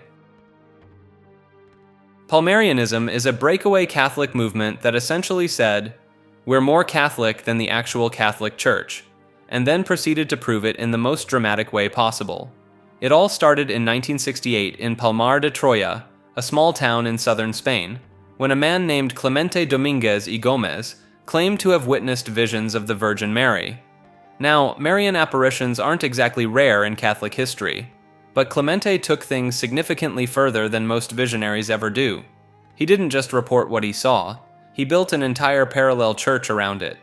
By 1978, Clemente had convinced a rogue Catholic archbishop named Pierre-Martin Ngo-Dinh Thuc to consecrate him as a bishop. Thuc, for context, was the brother of the former president of South Vietnam, and was already on thin ice with Rome for performing unauthorized consecrations. With those new credentials in hand, Clemente declared himself Pope Gregory XVII after the passing of Pope Paul VI, claiming the real Catholic Church had been infiltrated by Freemasons and modernists. The Palmarian Catholic Church, headquartered in a compound they built in Palmar de Troya, developed its own canon of saints that reads like a fever dream. They canonized Francisco Franco, the Spanish dictator. They canonized Christopher Columbus. They even declared José Antonio Primo de Rivera, the founder of Spanish fascism, a saint. Meanwhile, they rejected the Second Vatican Council entirely, insisting the mainstream church had fallen into heresy. Members were expected to follow extremely strict rules. Women wore veils at all times, contact with the outside world was heavily discouraged, and followers were told that salvation could only come through the Palmarian Church. Former members have described an environment of intense psychological control, with families torn apart when some chose to leave and others stayed behind. The real chaos came after Clemente passed away in 2005. His successor, Manuel Corral, took the name Pope Peter II, which in Catholic tradition is an enormously provocative choice since no pope has ever taken the name Peter after the original apostle. Corral led the church for several years before doing something no one expected. In 2011, he left the church entirely, reportedly after being caught in a relationship, and publicly stated the whole thing had been a fraud from the beginning. You would think that kind of admission from the literal pope of the organization would shut things down. It didn't. The remaining faithful simply elected a new pope and carried on, declaring Corral an apostate. The compound in Palmar de Troya still stands, surrounded by high walls, and a small but dedicated group of Palmarians continues to practice to this day, convinced they are the last true Catholics on earth. The Members Church of God International, or MCGI, is a Philippines-based Christian organization better known by the name of its flagship broadcast, Ang Dating Daan, which translates to The Old Path. It holds the distinction of being the longest-running religious program in Philippine history, first airing on radio in 1980 before jumping to television, satellite, and eventually the internet. The group was led by Eliseo Eli Soriano, a televangelist who referred to himself by a rotating collection of titles including the Overall Servant, the Wise One, the Walking Bible, and the Modern Jeremiah. His signature format was the live Bible exposition, an open mic style event where anyone could call in or appear in person to ask biblical questions, and Soriano would answer them on the spot. This combative, unscripted approach made him enormously popular in the Philippines, but it also made him a lot of enemies. Soriano had a particular habit of publicly tearing apart the doctrines of other religious groups on air, and his favorite target was the Iglesia Ni Cristo, one of the most powerful religious organizations in the Philippines. The feud between the two groups escalated for decades, involving dueling television programs, public debate challenges, libel lawsuits, and at one point, a physical brawl between members of both groups inside a Jollibee fast food restaurant. In 2004, the Philippine Movie and Television Review and Classification Board suspended Ang Dating Daan for 20 days over slander and obscene language, later extending that suspension to 3 months. A 1 billion peso libel suit was also filed against Soriano by Muslim leaders in Manila for allegedly making derogatory remarks about Islam. Then in 2005, Soriano fled the Philippines entirely after facing multiple legal charges, including accusations of sexual assault filed by a former staff member. He settled in Brazil and never returned. The church framed his exile as divinely ordained, claiming God had sent him abroad to spread the gospel to other nations. Doctrinally, MCGI sits outside mainstream Christianity in several notable ways. They reject the concept of the Trinity, viewing Jesus as subordinate to God the Father rather than co-equal, and treating the Holy Spirit not as a distinct person, but as God's power or influence. They teach that salvation is exclusive to their members, and only those who are baptized into MCGI and follow its specific interpretations can be saved. The lifestyle restrictions placed on members are where things get particularly rigid. Women are prohibited from cutting their hair, wearing makeup, wearing pants, or wearing tight clothing. All members are banned from going to movies. Christmas and other holidays are considered forms of idolatry. Members must attend gatherings on a daily basis, and before joining, recruits must complete a multi-session indoctrination course covering 9 lessons prepared by Soriano himself. Former members and critics have pointed out that many of the more controlling rules are not disclosed during the initial indoctrination sessions. They are introduced gradually, after baptism, once a person is already committed. Among the most controversial of these hidden rules is the requirement to ask the leadership's permission before making major life decisions, including who you can date and who you can marry. Failure to seek this permission results in suspension from the church, a status that places your salvation in doubt until you are forgiven by leadership. The group's convention center in Apalit, Pampanga, is reportedly double the size of the 20,000-seat Araneta Coliseum, the largest indoor arena in Southeast Asia, giving some sense of the organization's scale. In 2015, MCGI broke the Guinness World Record for the largest gospel choir in a single location, fielding over 8,600 singers to beat the previous record held by, of course, the Iglesia Ni Cristo. Soriano passed away in Brazil in February of 2021 at age 73, and the church did not disclose his cause of death. Leadership transferred to Daniel Razan, a veteran broadcaster who had served as Soriano's right hand since 1997. The organization continues to operate in over 70 countries, running mass indoctrinations, global feeding programs, and free stores, all while maintaining the same tightly controlled internal structure that Soriano built over the course of 4 decades. Mohave Mythology belongs to the Mohave people, a Native American tribe living along the Colorado River in what is now California, Arizona, and Nevada. Their belief system operates on a principle that most other religions would consider completely backwards. All spiritual knowledge comes from dreams, and those dreams are not just visions or symbols. They are memories of events that happened before you were born. In Mohave cosmology, every person's soul existed at the beginning of creation, present at the dawn of time when the great spirit Mastamho walked the earth and established the order of all things. The dreams you experience throughout your life are your soul recalling what it witnessed during that original era. This means a Mohave person doesn't learn their religion through scripture or oral tradition in the conventional sense. They remember it, personally, through dreaming. This extends into every aspect of their culture. A person who dreams of warfare becomes a warrior. A person who dreams of healing becomes a healer. Their shamans, called Kwatide, derive their entire authority and medical knowledge from what they claim to have witnessed in the dream state. And these aren't loose interpretive dreams. Mohave dream narratives are incredibly detailed, often spanning epic cycles that rival the length of works like the Iliad. One of the most fascinating elements is their relationship with death. The Mohave practiced cremation and intentionally destroyed nearly all possessions of the deceased, including their home. The idea was to sever every possible tie to the living world so the soul could travel freely. Mourning ceremonies involved singing cycles that could last for days, recounting the journeys of the spirit through the land of the dead. The Mohave also had a recognized social role for individuals called Aliha and Hwame, people who lived as a gender different from the one assigned at birth. These individuals were not outcasts. They held specific ceremonial functions and were considered to have received their identity through, you guessed it, powerful dreams before birth. This made gender transition a spiritually ordained event, rather than a social deviation. What ties all of this together is that the Mohave essentially built an entire civilization on the idea that dreaming is more real than waking life. Your dreams are not fiction. They are the oldest memories your soul carries, and everything you are supposed to become was already decided before you ever opened your eyes for the first time. Hopi mythology comes from one of the oldest continuously inhabited communities in North America, the Hopi people of northeastern Arizona, whose oral traditions stretch back thousands of years. The Hopi believe that humanity has existed across multiple worlds, not just this one. According to their creation narrative, we are currently living in the fourth world, called Tuakachi.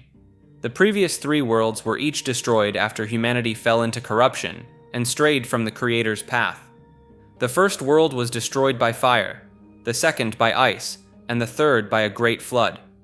Each time, only a faithful remnant was guided to safety and allowed to emerge into the next world through a passage called the Sipapu, a spiritual doorway between dimensions of existence. This cycle of world destruction and renewal is not just ancient history to the Hopi. Their prophecies describe the eventual end of the fourth world as well, and the signs they outlined generations ago are disturbingly specific. Hopi elders spoke of a gourd of ashes that would fall from the sky and boil the oceans, a description that many have connected to nuclear weapons. They described a house of glass, where world leaders would gather to argue but never achieve peace, which lines up remarkably well with the United Nations. They even predicted a web that would cover the earth, connecting people across great distances. One of the most referenced Hopi prophecies involves two brothers, one red, one white, who were separated long ago and destined to reunite. The white brother, called Pahana, is expected to return carrying a missing corner of a sacred stone tablet. If he arrives with genuine spiritual intent, the fifth world begins peacefully. If he comes with greed and destruction, the transition will be catastrophic. Some Hopi elders believed European colonizers were a false fulfillment of this prophecy, people who looked the part but carried none of the spiritual authenticity. The Hopi also maintain a deeply unusual relationship with time itself. Linguist Benjamin Lee Horf famously studied the Hopi language and claimed it contained no fixed references to past, present, or future the way European languages do. While later researchers have debated the extent of Horf's claims, the underlying observation stuck. The Hopi worldview treats time as something fundamentally different from the linear timeline most Western cultures take for granted. Their ceremonial life revolves around kachinas, which are spiritual beings that act as intermediaries between the human world and the divine. There are over 300 recognized kachinas, each associated with different aspects of nature, morality, and cosmic balance. During sacred ceremonies, dancers embody these spirits through elaborate masks and costumes, temporarily becoming the bridge between worlds. The Hopi are notably private about these rituals, and much of what outsiders think they know about kachina ceremonies is either incomplete or outright wrong. The overlap between Hopi prophecy and modern global events has made their traditions a recurring subject in fringe communities, but the Hopi themselves have repeatedly cautioned against outsiders cherry-picking their beliefs to fit pre-existing narratives. To them, these are not abstract predictions to be decoded. They are living instructions for how to maintain balance in a world that keeps losing it. Amatongo are the ancestral spirits of the Zulu people, and they are not passive ghosts drifting around in some afterlife. They are active, demanding, and very much involved in the daily lives of the living. In traditional Zulu cosmology, when a person dies, they don't simply cease to exist or move on to some distant realm. They become an Itongo, a singular ancestral spirit, and collectively these spirits are known as the Amatongo. They exist in a shadow world that runs parallel to our own, watching over their living descendants with what you might call a very hands-on management style. The Amatongo operate on a strict hierarchy based on how recently they died and how important they were in life. A recently deceased grandfather holds far more influence than a distant ancestor from several generations back. Over time, spirits who are no longer remembered by name fade in power and relevance, which creates a strong cultural incentive to keep the names and stories of your ancestors alive. What separates the Amatongo from a lot of other ancestor veneration systems is the transactional nature of the relationship. These spirits expect regular offerings, typically in the form of animal sacrifice, beer, and tobacco. If you neglect them, they don't just get disappointed. They get angry. Illness, crop failure, infertility, and general misfortune are all attributed to offended Amatongo, who feel they've been forgotten or disrespected. Communication with the Amatongo is facilitated through the Isangoma, a diviner who can interpret the will of the spirits through dreams, bone throwing, and trance states. The Isangoma serves as a kind of spiritual mediator, diagnosing which ancestor is upset and what they want done about it. This role is almost always initiated by the Amatongo themselves, who choose the person through a calling sickness known as ukuthwasa, a period of physical and psychological disturbance that only resolves once the individual accepts their role and undergoes training. The Amatongo also play a direct role in moral enforcement. They reward descendants who live according to Zulu customs and punish those who stray. This gives them a function similar to a divine legal system, except the judges are your own dead relatives, which honestly might be worse. Despite centuries of colonial suppression and the spread of Christianity throughout southern Africa, belief in the Amatongo has proven remarkably resilient. Many modern Zulu Christians practice a blended faith, attending church on Sunday while still making offerings to their ancestors during the week.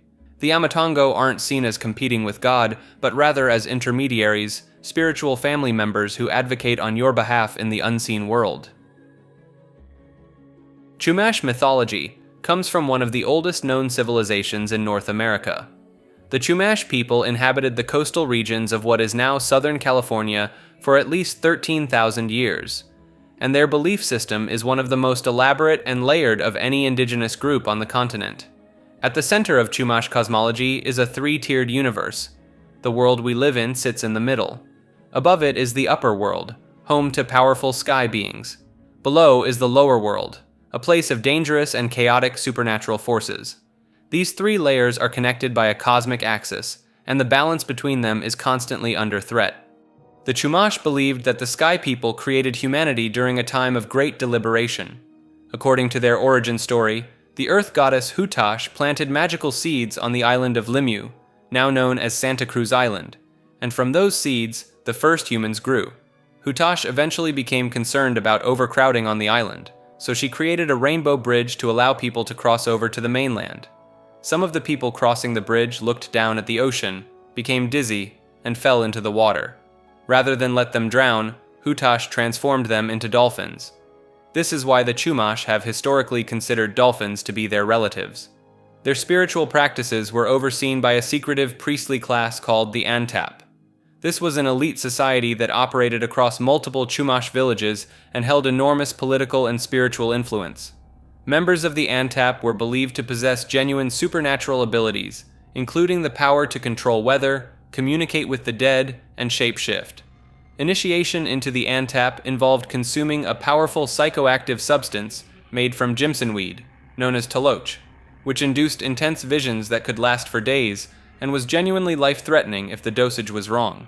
One of the more striking elements of Chumash cosmology is their astronomical knowledge. Their calendar system was remarkably sophisticated, tracking solstices, equinoxes, and the movements of specific stars and planets with impressive precision. Many researchers believe the Chumash rock art found in caves throughout the Santa Ynez Mountains and the Sierra Madre Range are actually star maps and cosmological diagrams, not just decorative paintings.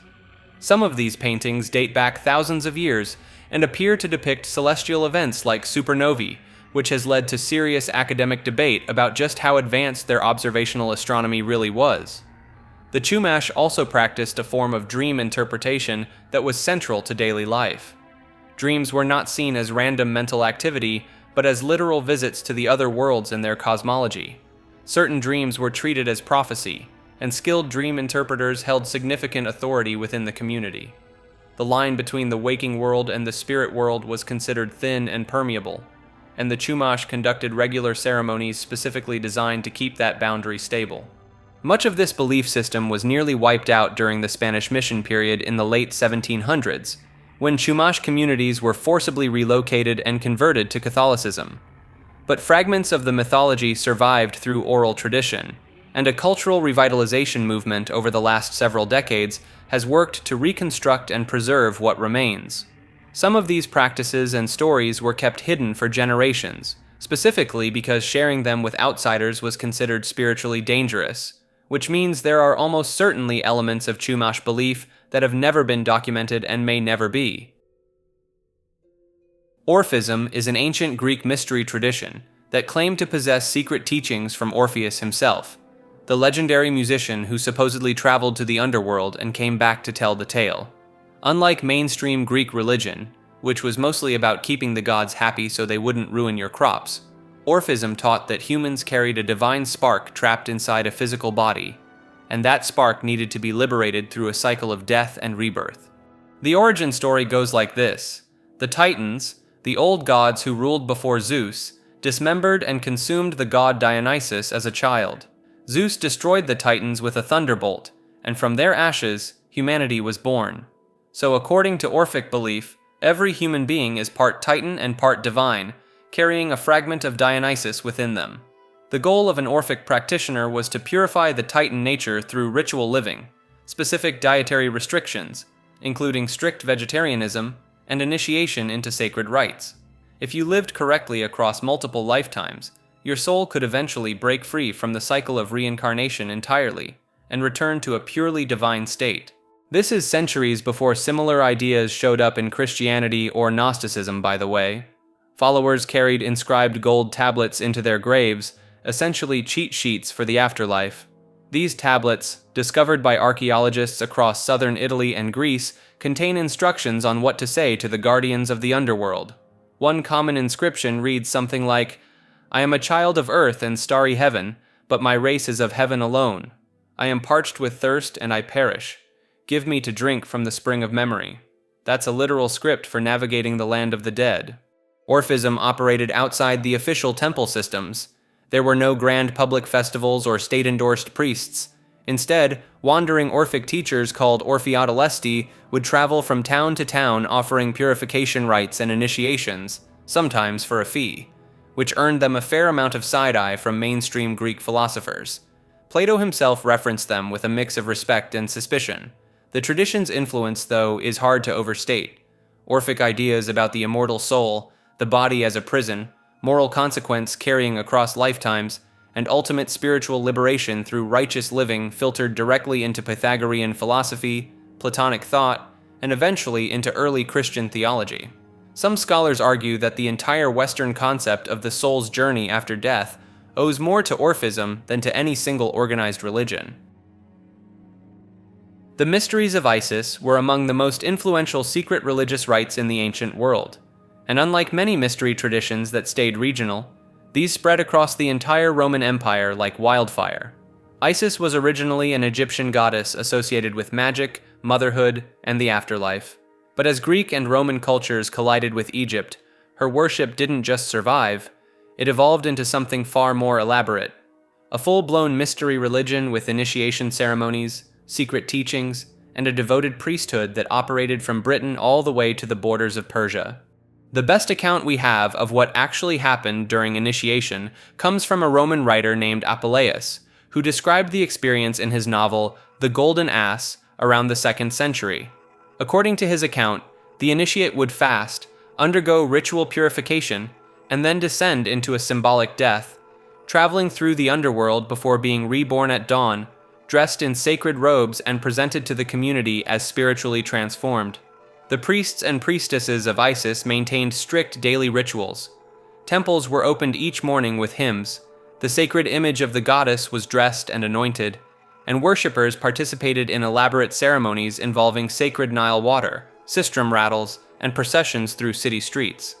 What made the cult of Isis such a headache for Roman authorities was its massive appeal across social classes. Enslaved people, merchants, soldiers, and even aristocrats all participated. The religion offered something Rome's state religion didn't: a personal relationship with a deity who actually cared about your individual salvation. Roman senators repeatedly tried to suppress Isis worship, ordering her temples demolished on multiple occasions.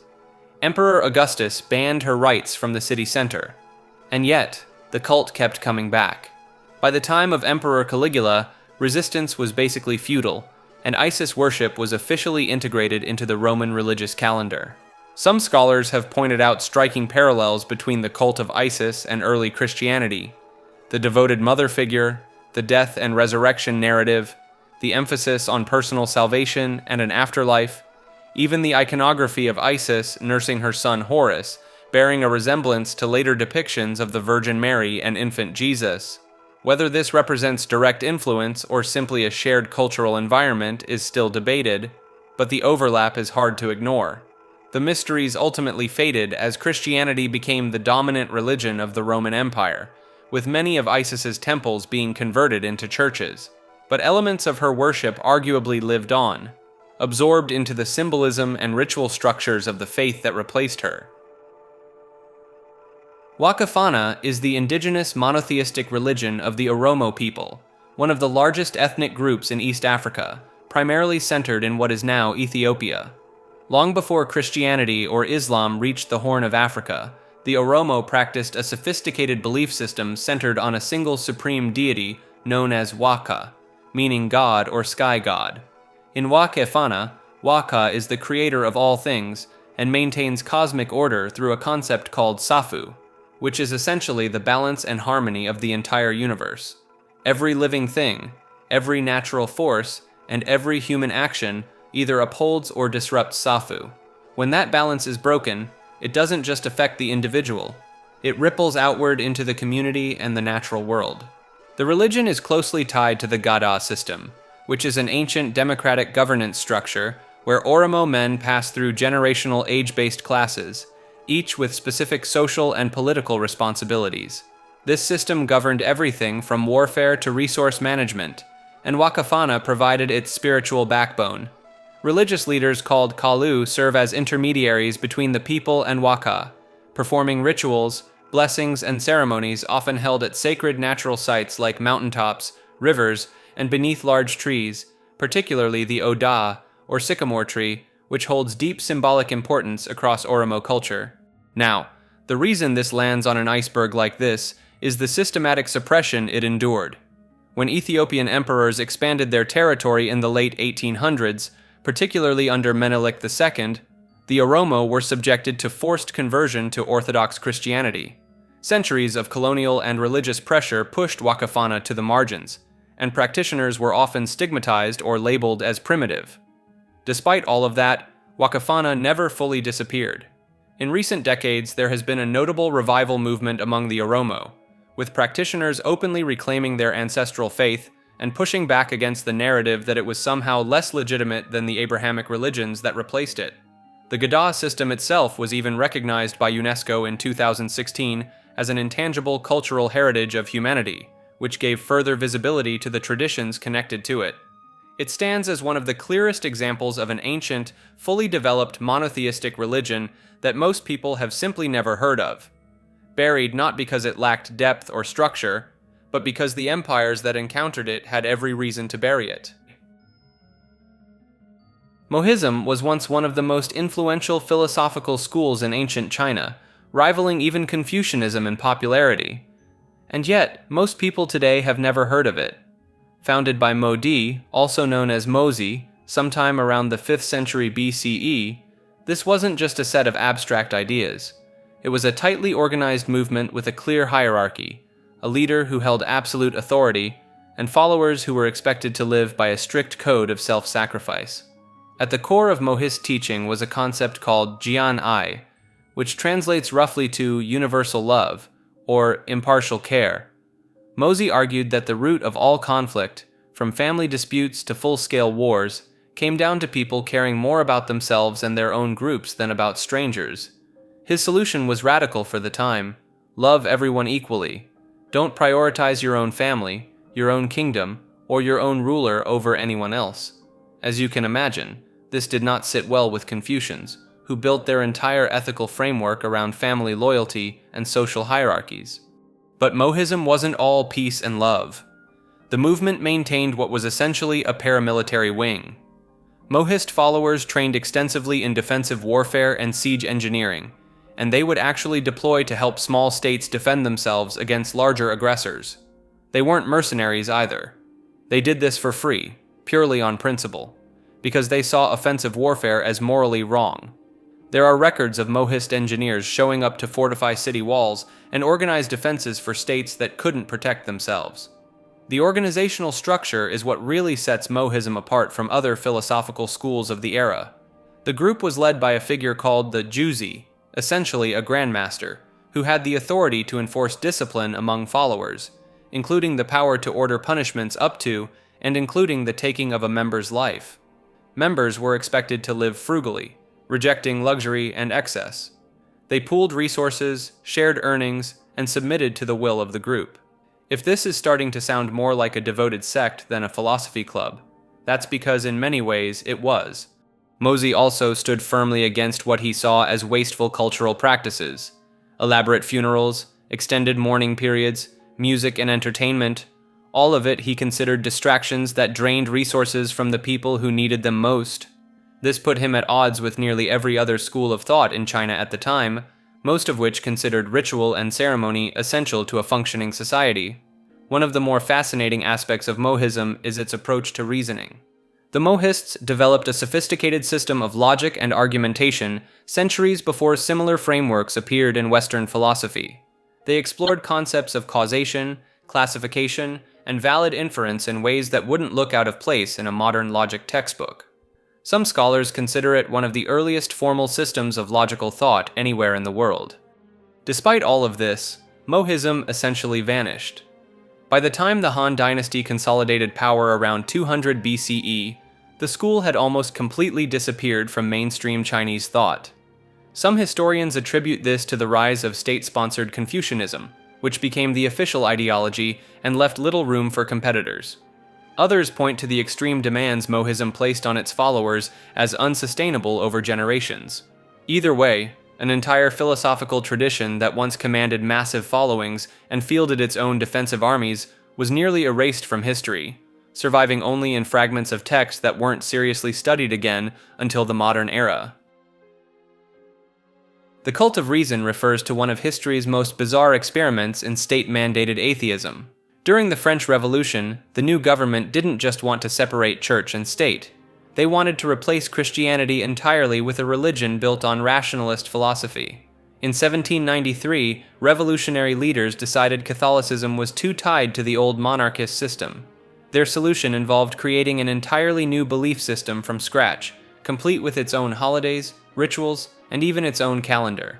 The revolutionary calendar eliminated Sundays, saints' days, and Christian holidays, replacing them with celebrations of agriculture and reason itself. The centerpiece came on November 10, 1793, when revolutionaries held the Festival of Reason inside Notre Dame Cathedral.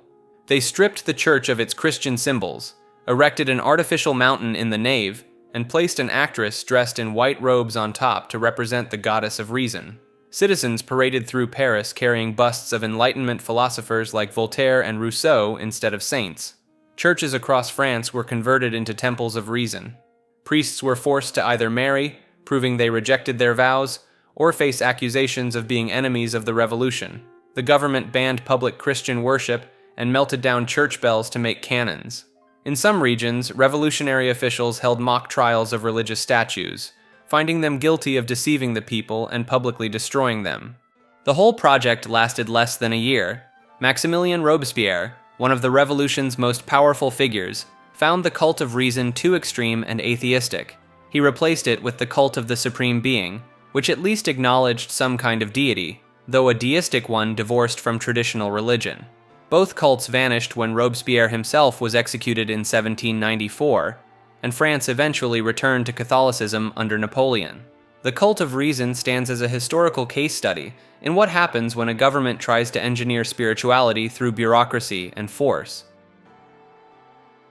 Sami refers to the indigenous people of northern Scandinavia whose traditional spiritual practices were systematically suppressed for centuries, creating one of Europe's most thoroughly buried shamanistic traditions. The Sami inhabited the Arctic regions of Norway, Sweden, Finland, and Russia for thousands of years before Christian missionaries arrived in the 1600s. Their spiritual system revolved around Noidi, powerful shamans who used sacred drums called runebommer to communicate with spirits and travel between worlds. These drums featured intricate symbols representing everything from reindeer migrations to ancestor spirits, painted with a mixture of alder bark and the shaman's own blood. Christian authorities launched brutal campaigns to eliminate these practices. In 1691, the Norwegian government ordered all Sami drums to be confiscated and burned. Shamans faced imprisonment, torture, and execution. The most famous case involved Anders Poulsen, a Noidi who was burned alive in 1692 after refusing to abandon his practices. Today, fewer than 80 authentic Sami drums survive worldwide, most locked away in European museums.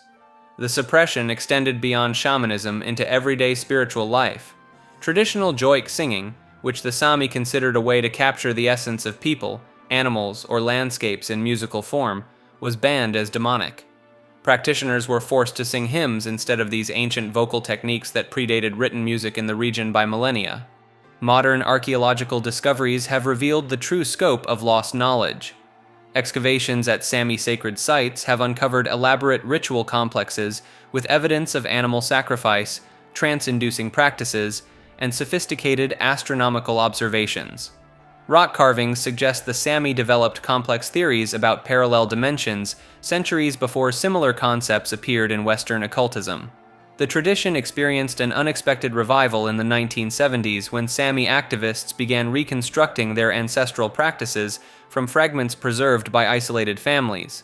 Contemporary practitioners claim to channel the same spirits their ancestors contacted, though critics argue these modern interpretations lack authentic transmission from the original shamanic lineages. Dogon mythology comes from the Dogon people of Mali, West Africa, and it has been at the center of one of the most debated claims in the history of ancient knowledge. The Dogon have a rich cosmological tradition passed down through oral history for centuries, but one detail in particular put them on the map for researchers and alternative historians alike. The Dogon apparently knew about Sirius B, a white dwarf companion star orbiting Sirius, the brightest star in the night sky. Sirius B is invisible to the naked eye. It wasn't even photographed by Western astronomers until 1970. And yet, according to French anthropologists Marcel Griol and Germaine Dieterlen, who studied the Dogon in the 1930s and 40s, the tribe had detailed knowledge of this star, which they called Po Tolo. They reportedly described its density, its orbital period of roughly 50 years, and even its elliptical path around Sirius, all without telescopes or any modern instruments. Their cosmology goes even deeper than that. The Dogon creation myth centers on a being called Amma, who created the universe and all living things. From Amma came the Nomo, amphibious spiritual beings said to have descended from the sky to bring wisdom and civilization to humanity. According to Dogon tradition, the Nomo came specifically from the Sirius star system, which is where the ancient astronaut crowd really latched on. Robert Temple's 1976 book, The Sirius Mystery, brought this story to a global audience and argued that the Dogon's astronomical knowledge was evidence of contact with an advanced extraterrestrial civilization. The book became a cornerstone text for ancient astronaut theory and sparked decades of debate. Skeptics, however, have pushed back hard. Astronomer Carl Sagan suggested the Dogon may have picked up knowledge of Sirius B from European missionaries or travelers before Griol's visits. Others have questioned Griol's methodology entirely, arguing that he may have inadvertently led his informants toward the answers he was looking for, a well-documented problem in early anthropological fieldwork. Belgian anthropologist Walter van Beek even conducted his own study of the Dogon in the 1990s and claimed he could find no trace of the detailed serious knowledge that Griol had reported. Regardless of where you land on that debate, the broader Dogon cosmology is genuinely fascinating on its own terms. Their creation narratives describe a universe born from a single seed of creation, expanding outward in a spiraling motion that some have compared to modern descriptions of the Big Bang. They have complex systems of numerology, symbolic art, and ritual practices tied to astronomical cycles that govern everything from agricultural planning to elaborate mask ceremonies that occur once every 60 years.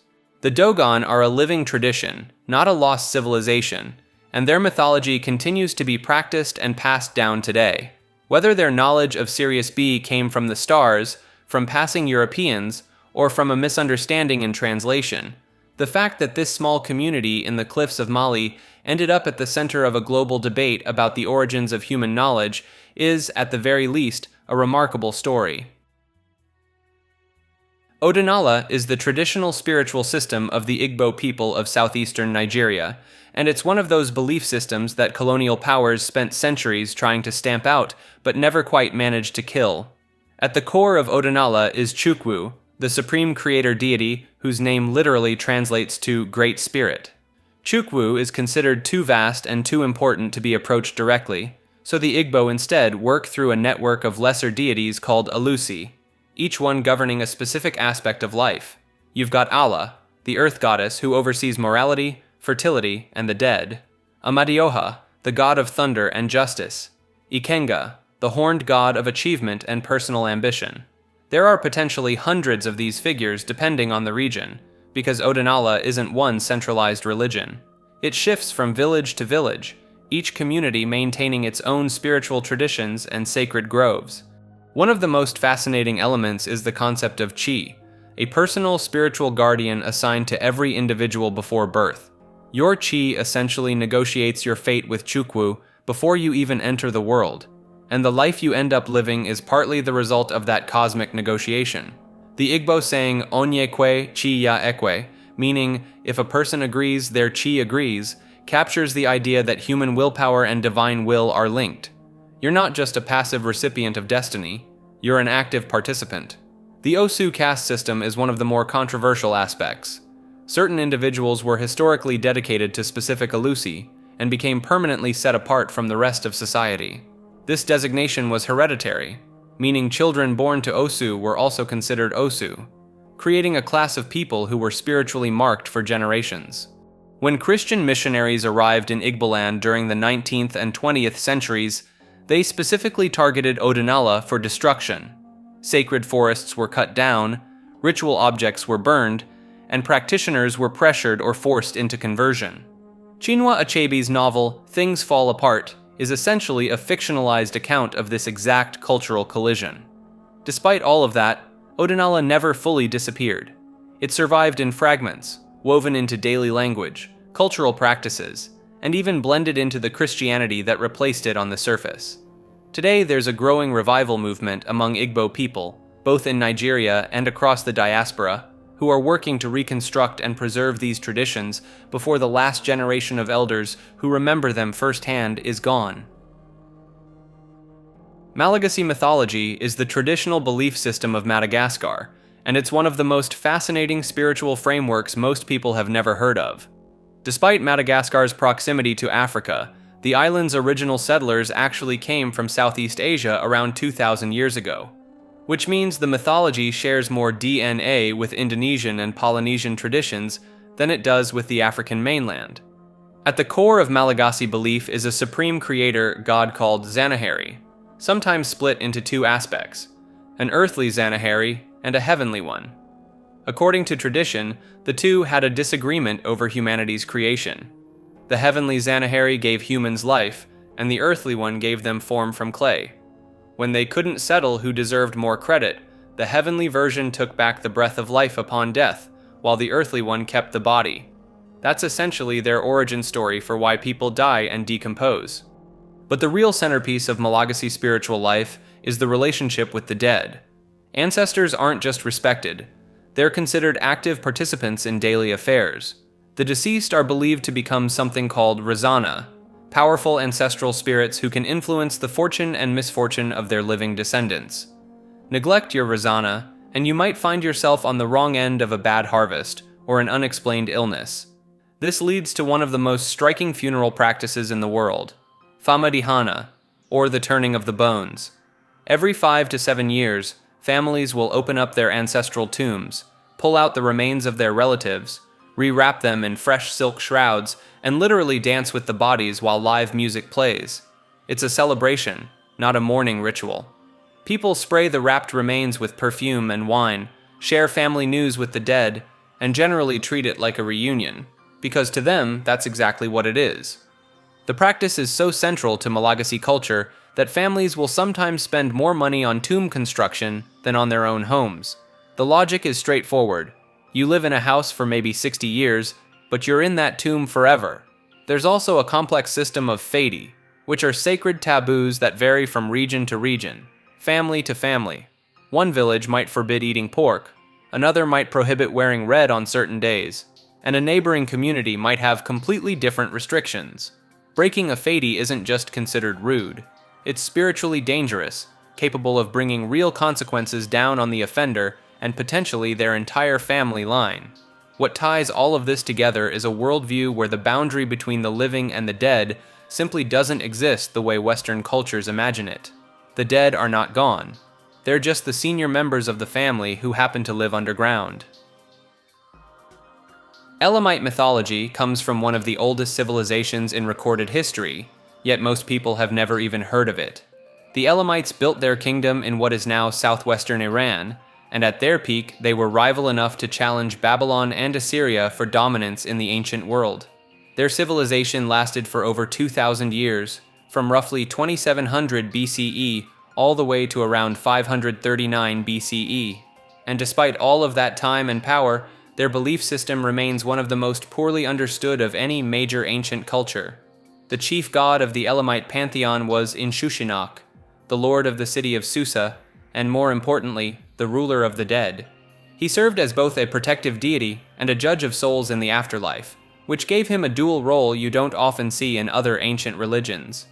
Worship of Inshushinak was so central to Elamite identity that when the Assyrian king Ashurbanipal sacked Susa in 646 BCE, he made a specific point of carrying off the god's statue as a symbol of total conquest. Another major deity was Pinakir, a goddess associated with the heavens who some scholars believe was eventually absorbed into the Mesopotamian goddess Ishtar. This is actually a running theme with Elamite mythology. Many of their gods seem to blur into or get swallowed up by the Mesopotamian traditions that surrounded them, making it incredibly difficult to untangle what was originally Elamite and what was borrowed. The Elamites also practiced something called the Sit Shamshi, a ritual involving a sacred grove that appears to have been a key part of their religious ceremonies. Depictions on rock reliefs show processions of figures approaching these groves, but the exact meaning and procedures have been largely lost because so few Elamite texts have been fully deciphered. And that's really the core problem. The Elamite language itself is what linguists call a language isolate, meaning it has no known relatives. Unlike Sumerian, which at least has extensive bilingual texts to help with translation, much of Elamite writing remains only partially understood. So we're left with fragments of a belief system that was clearly rich and complex, practiced by millions of people across millennia, but is now essentially a puzzle with most of the pieces missing, an entire civilization's spiritual worldview sitting just out of reach. The Turaga Movement is an indigenous nation within a nation operating out of Pentecost Island in Vanuatu, and it tried to do something most movements only talk about: completely reject the Western economic system and replace it with one based on pigs. Seriously. In the 1970s, as Vanuatu approached independence from joint British and French colonial rule, a group of young indigenous Raga people decided that Western modernization was eroding their culture from the inside out. Under the leadership of Chief Viralio Boboranvanua, a custom, meaning custom, leader from northern Pentecost, they launched an effort to formalize and revive traditional Melanesian governance, economics, and knowledge systems. The name itself comes from the Raga language, tu, meaning to stand, and Raga referencing their tribal identity. The movement didn't stop at cultural preservation, though. They built actual parallel institutions. They created their own currency called the tuvatu, which is pegged to the value of a fully curved boar's tusk. They opened their own bank, called Tangbunia, named after the giant baskets traditionally used to store valuables, where members could deposit pigs, woven mats, and other goods. They established custom schools in their headquarters village of Lavatmangemu, teaching herbal medicine, oral histories, music, dance, and storytelling to younger generations. Chief Virileo also invented an entirely new writing system in the 1980s called Avoyuli, based on the patterns found in traditional sand drawings used in ceremonies. The script was designed to record the Raga language independently from the colonial languages of Bislama and English, essentially giving the movement its own alphabet. They also fiercely protected their famous land diving ceremony, called Nangol, where men leap from tall wooden towers with nothing but vine tethers tied to their ankles as a rite of passage tied to the yam harvest. The Turaga rejected the commercialization of this ritual by outside tourism interests. Now, outsiders have often tried to lump the Turaga in with cargo cults, those post-colonial Melanesian movements where communities built mock airstrips and bamboo airplanes hoping to summon Western goods from the sky. But the Turaga leadership has always pushed back on that label, arguing their goals are the opposite. They don't want Western cargo, they want to get rid of it. That said, the movement hasn't been without serious friction. The Vanuatu government and its reserve bank took issue with the Tuvatu currency, viewing it as a direct challenge to national monetary authority. And in 2016, things escalated dramatically when Chief Virileo and 8 co-defendants showed up to the Supreme Court in Port Vila wearing traditional custom attire instead of Western clothing. The judge charged them with contempt of court and ordered them held in custody until the following year. By 2018, the court finally allowed Virileo to appear in indigenous dress and enter a not guilty plea, but the damage was done. He was reportedly imprisoned by early 2019, and with his leadership removed, the movement's activities began to stall. Associated figure Motorilevoa Hildalini had previously taken the Turaga's case to United Nations forums as early as 2007, arguing for indigenous self-determination over land and genetic resources. But on the ground in Vanuatu, the movement found itself caught between two worlds, too traditional for the modern state, and too organized for the state to ignore. NXIVM, pronounced NXIVM, was a self-described personal development organization founded in 1998 by Keith Raniere and Nancy Salzman in Albany, New York. Raniere preferred to be called Vanguard by his followers, which should already tell you something about the kind of operation this was. On the surface, NXIVM marketed itself through a program called Executive Success Programs, or ESP, promising to help people overcome limiting beliefs, boost confidence, and unlock their full potential. The courses weren't cheap, running into the thousands of dollars, and they were structured as a multi-level system, where participants were encouraged to recruit others and climb a ranking ladder marked by colored sashes, not unlike a martial arts belt system. But the deeper layers of NXIVM were far removed from self-help seminars. At its inner core was a secret sorority called DOS, which translates loosely from Latin as Lord over the Sisterhood. DOS operated as a strict master-slave hierarchy, with Raniere at the top. Women who were recruited into DOS were required to provide collateral before being told what they were actually joining, damaging personal information, compromising photographs, or signed confessions to things they hadn't even done. This collateral was held over them as insurance against ever speaking out. Members were given a strict diet, sometimes consuming as few as 500 to 800 calories a day, were sleep deprived, and were required to be on call for their masters at all hours.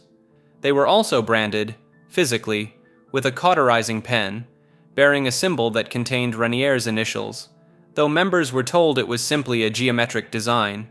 NXIVM attracted a notable roster of followers, including actresses Alison Mack from the television series Smallville and India Oxenberg, daughter of Dynasty actress Catherine Oxenberg. Catherine Oxenberg's very public campaign to rescue her daughter became one of the main forces that pushed the story into mainstream awareness. The New York Times published an explosive investigation in 2017, and the subsequent federal case brought charges of sex trafficking, racketeering, and forced labor. Raniere was convicted in 2019 and sentenced to 120 years in federal prison.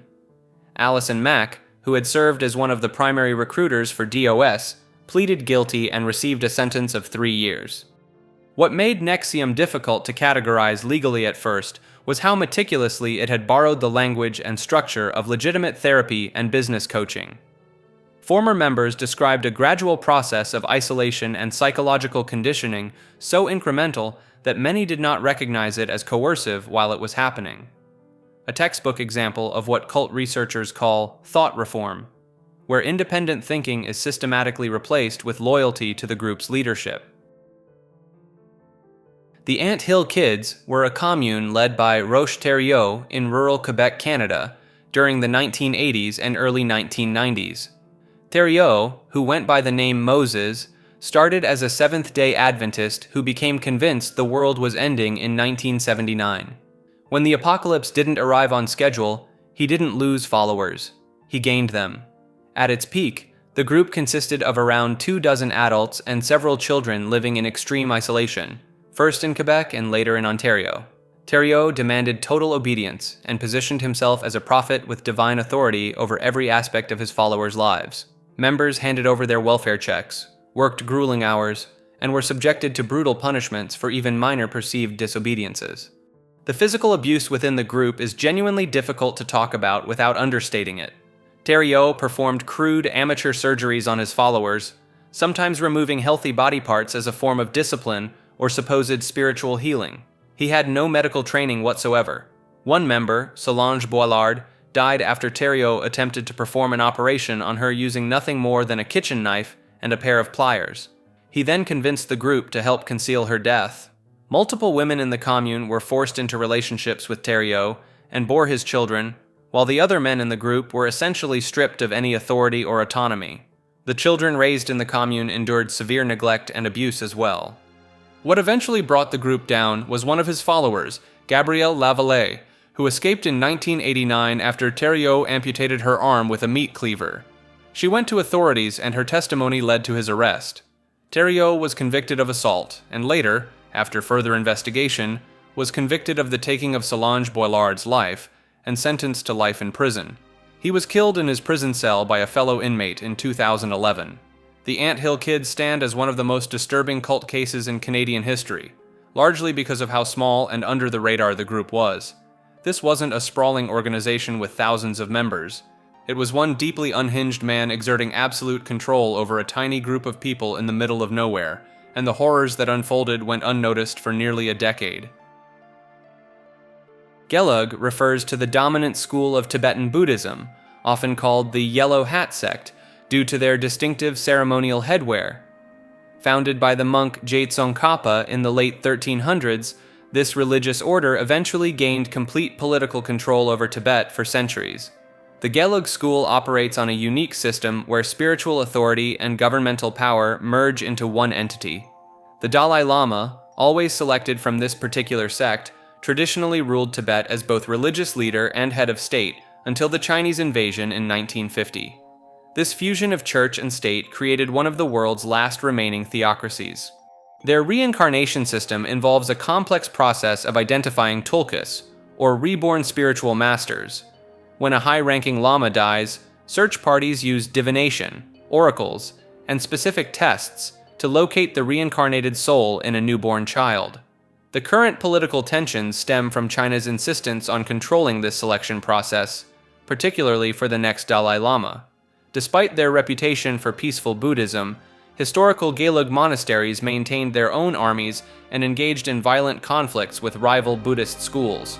The sect's rise to power involved centuries of political maneuvering, military campaigns, and the systematic suppression of competing religious traditions across the Tibetan plateau.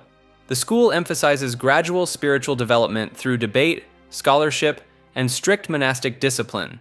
Their monasteries function as universities where monks spend decades mastering logic, philosophy, and tantric practices. Some of these advanced teachings remain closely guarded secrets, passed only between master and student in private transmission ceremonies.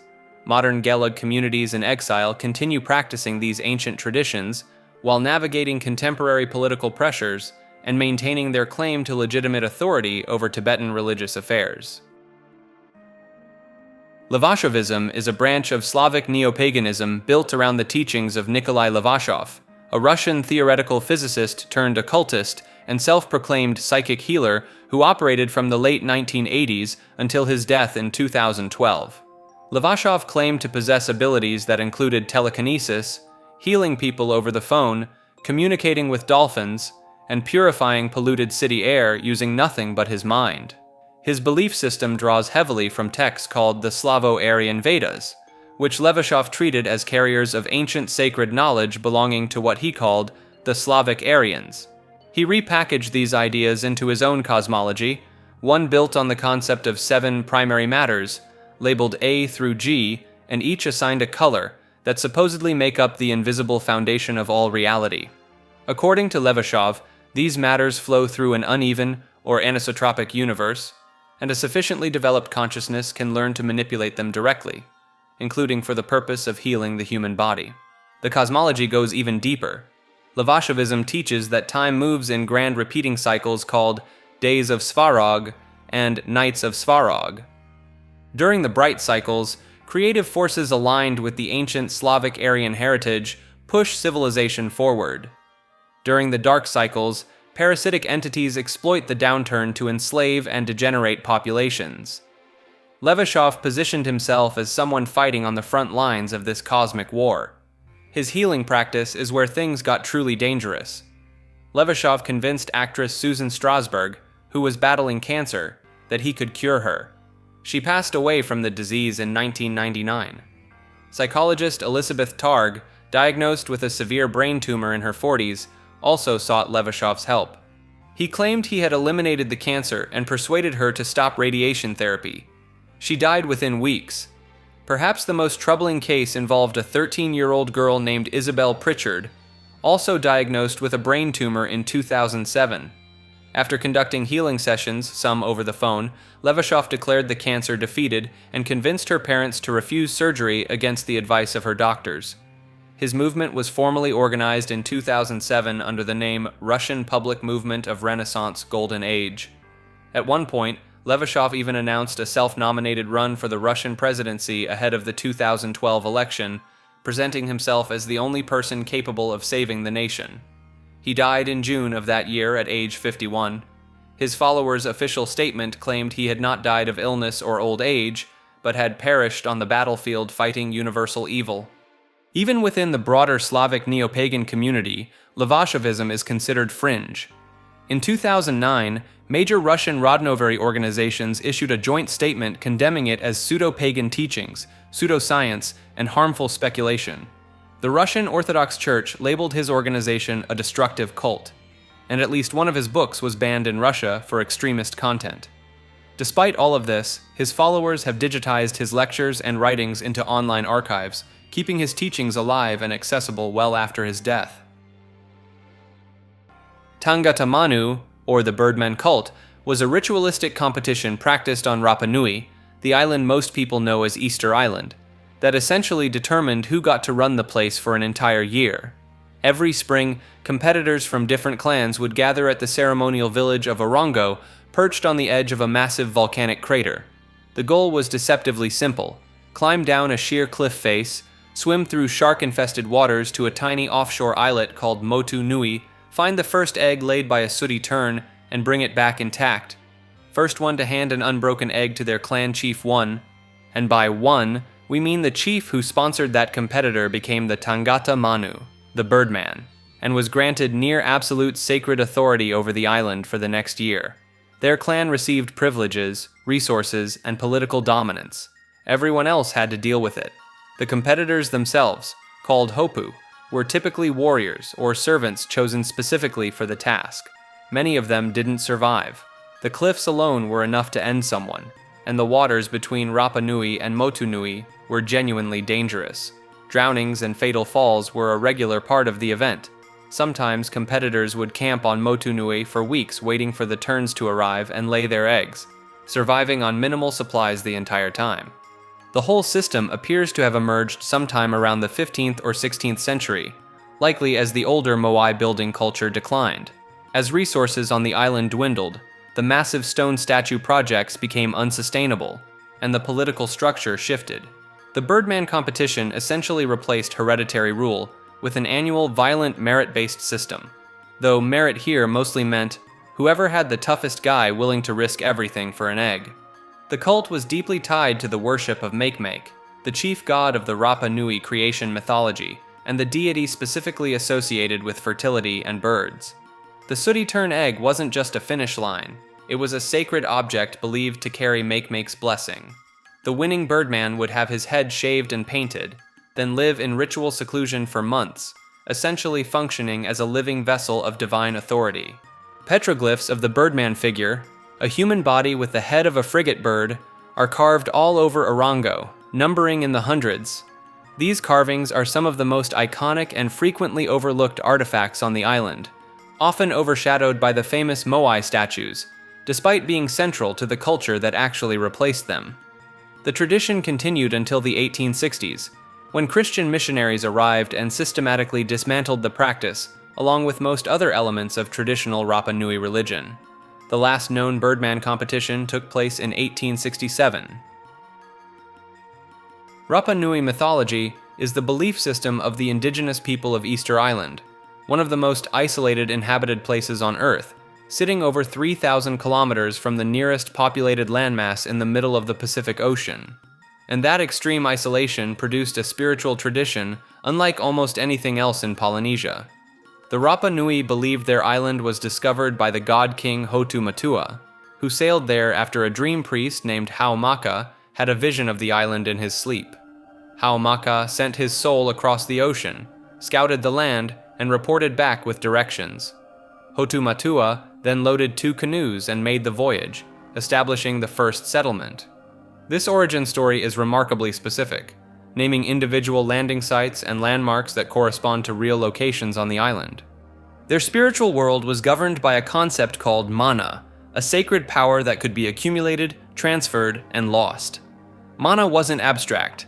It was treated almost like a tangible resource.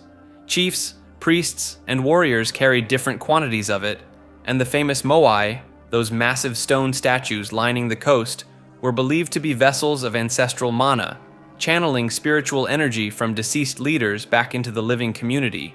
The statues faced inward, toward the villages, not out to sea, because their purpose was to project that stored power onto the people. Then there was the Birdman cult, or Tangata Manu, which eventually overtook much of the older religious structure.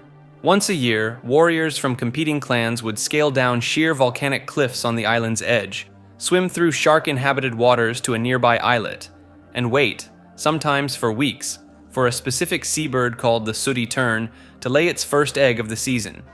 The first competitor to retrieve an unbroken egg and bring it back would earn his clan's chief the title of Birdman, granting him enormous political and spiritual authority for the entire year. This wasn't symbolic. People died during the competition regularly, either from falling off the cliffs, drowning, or being taken by sharks. The ritual essentially replaced warfare as the method of determining who ruled the island, which is a genuinely fascinating solution to political power struggles. The Rapa Nui also had rongorongo, a system of glyphs carved into wooden tablets that remains undeciphered to this day. Only about 24 tablets survive, and no one alive can read them. Some researchers believe they contain religious chants or cosmological records, but because the island's educated class was almost entirely wiped out during slave raids in the 1860s, the knowledge died with them. It's one of the very few independent inventions of writing in human history, and we may never know what it says. What ties all of this together is the sheer weight of what was lost. Between European contact, slave raids, and smallpox, the Rapa Nui population dropped from an estimated 15,000 to just over 100 people by the late 1800s. An entire mythological tradition, along with its priesthood, its oral histories, and its written language, was nearly erased in a matter of decades. Pre-Islamic Arabian mythology refers to the vast web of beliefs, deities, and spiritual practices that dominated the Arabian Peninsula before the rise of Islam in the 7th century.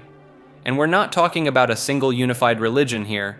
This was a sprawling, chaotic landscape of polytheism, animism, and astral worship that varied wildly from tribe to tribe and city to city. The most well-known hub of this era was Mecca, home to the Kaaba, which long before it became the holiest site in Islam, allegedly housed over 360 idols. Each one represented a different deity, worshipped by the various tribes who made pilgrimages there. It functioned almost like a spiritual marketplace. You bring your god, I bring mine, and we all do business together. At the top of the pre-Islamic pantheon sat Hubal, a god of divination whose idol was made of red carnelian and stood inside the Kaaba itself. Worshippers would cast arrows in front of his statue to receive guidance on major decisions, essentially treating him like a divine magic 8-ball. But Hubal wasn't alone up there. 3 goddesses, Al-Lat, Al-Uzza, and Manat, held enormous influence across the region. Al-Lat was associated with the sun or fertility, depending on which tribe you asked. Al-Uzza was linked to the planet Venus, and was so revered that human offerings were allegedly made in her name, and Manat governed fate and destiny, with her shrine drawing pilgrims from hundreds of miles away. These 3 goddesses are also at the center of one of the most controversial episodes in Islamic history, the so-called Satanic Verses incident. According to some early Islamic historians like Al-Tabari, there was a moment where verses allegedly acknowledging these goddesses as divine intercessors were briefly recited by the Prophet Muhammad before being retracted and attributed to the influence of Iblis, or Satan. Whether this event actually occurred is fiercely debated among scholars, but it became a flashpoint in modern culture when Salman Rushdie named his 1988 novel after it, leading to a fatwa calling for his end. Beyond the major deities, pre-Islamic Arabs practiced something called lithophany, the worship of sacred stones. Certain rocks and boulders were believed to house spirits or serve as direct connections to the divine. This wasn't considered primitive by the people practicing it. These stones were anointed, circled in ritual procession, and treated with the kind of reverence you'd give a cathedral. Some scholars argue that the black stone still embedded in the corner of the Kaaba is a surviving artifact of this older tradition, carried forward into Islamic practice. The jinn also played a massive role in pre-Islamic belief. Long before they were codified in the Quran as beings made of smokeless fire, jinn were understood as wild, unpredictable desert spirits who could possess people, inspire poets, or drive travelers to madness.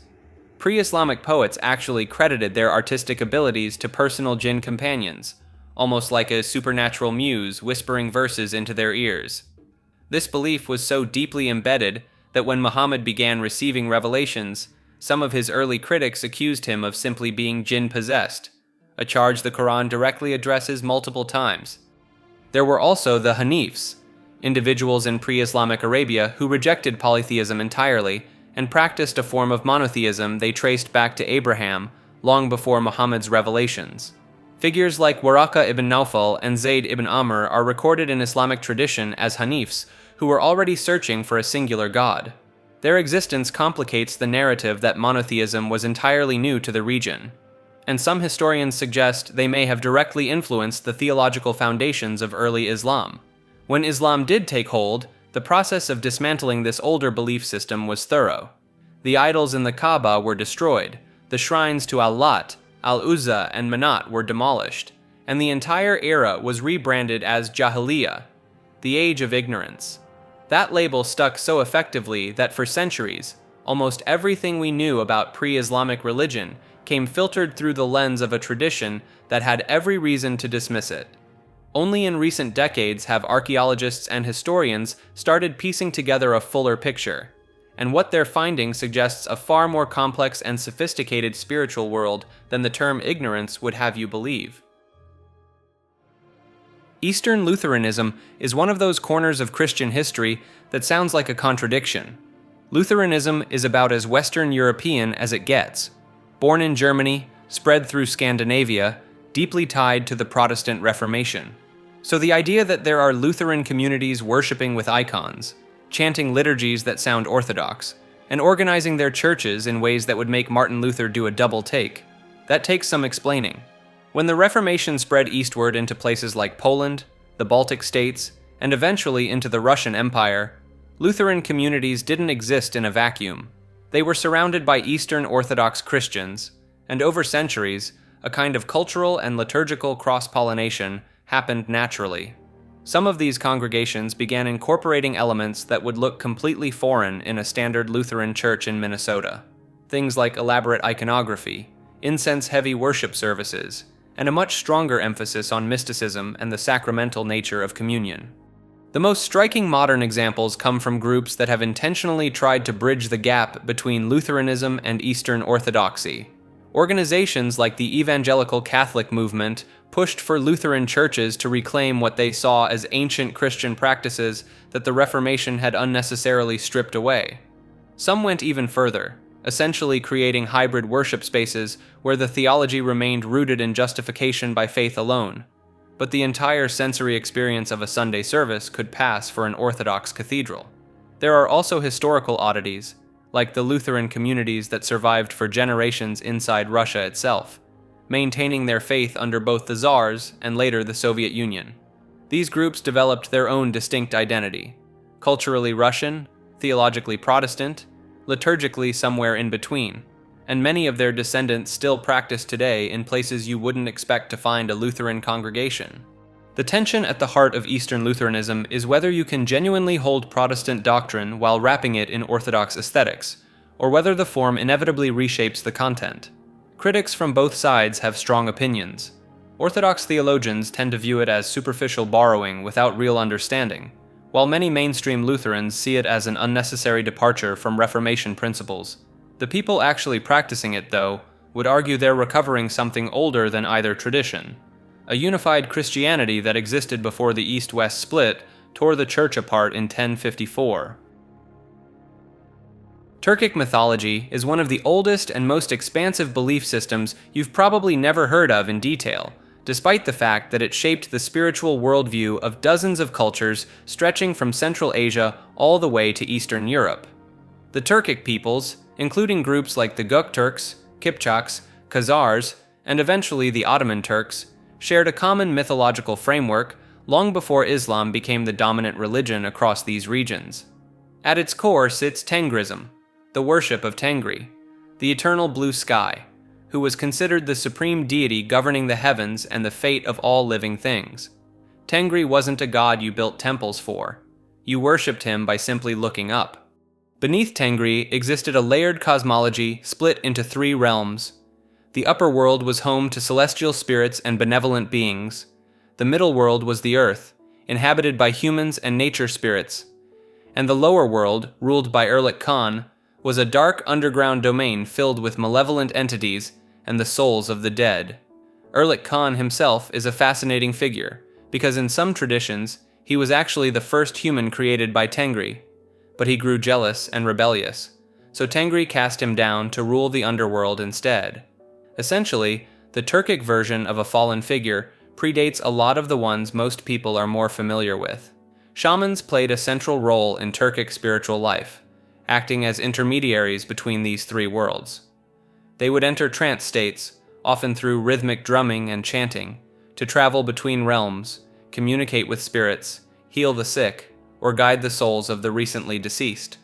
The Turkic word for these practitioners, kam, is actually one of the earliest recorded terms for what we now broadly call shamans. One of the more distinctive elements is the Turkic tree of life, known as the world tree or Beiderek. This massive cosmic tree connected all 3 realms, with its roots in the underworld, its trunk in the middle world, and its branches reaching into the heavens. Birds perched at the top were said to carry messages between humans and the gods, while serpents coiled around the roots guarded the passage to the lower realm. Animals held enormous spiritual significance across the board. The wolf was considered the ancestral figure of the Turkic people themselves. According to the foundational origin myth, a young boy, the sole survivor of a devastated tribe, was rescued and raised by a she-wolf named Asina. He eventually fathered children with her, and from that lineage, the entire Turkic race was said to descend. This is why wolf imagery appears so frequently in Turkic art, banners, and national symbols even today. The deer, the eagle, and the horse also carry deep mythological weight, each tied to specific spiritual functions, like soul guidance, divine communication, and safe passage between worlds. What's particularly striking about Turkic mythology is how resilient it proved to be. Even after mass conversions to Islam, Buddhism, and Christianity across different Turkic groups over the centuries, Tengristic practices never fully disappeared. They blended into local folk traditions, harvest rituals, and spiritual customs that persist in places like Kazakhstan, Kyrgyzstan, and parts of Siberia to this day. In recent decades, there's even been a formal revival movement, with communities in Central Asia and Turkey actively reclaiming Tengrism as a living spiritual practice rather than just a historical curiosity. The Hermetic Order of the Golden Dawn stands as one of the most influential occult organizations in Western history, despite lasting barely 2 decades before imploding in spectacular fashion.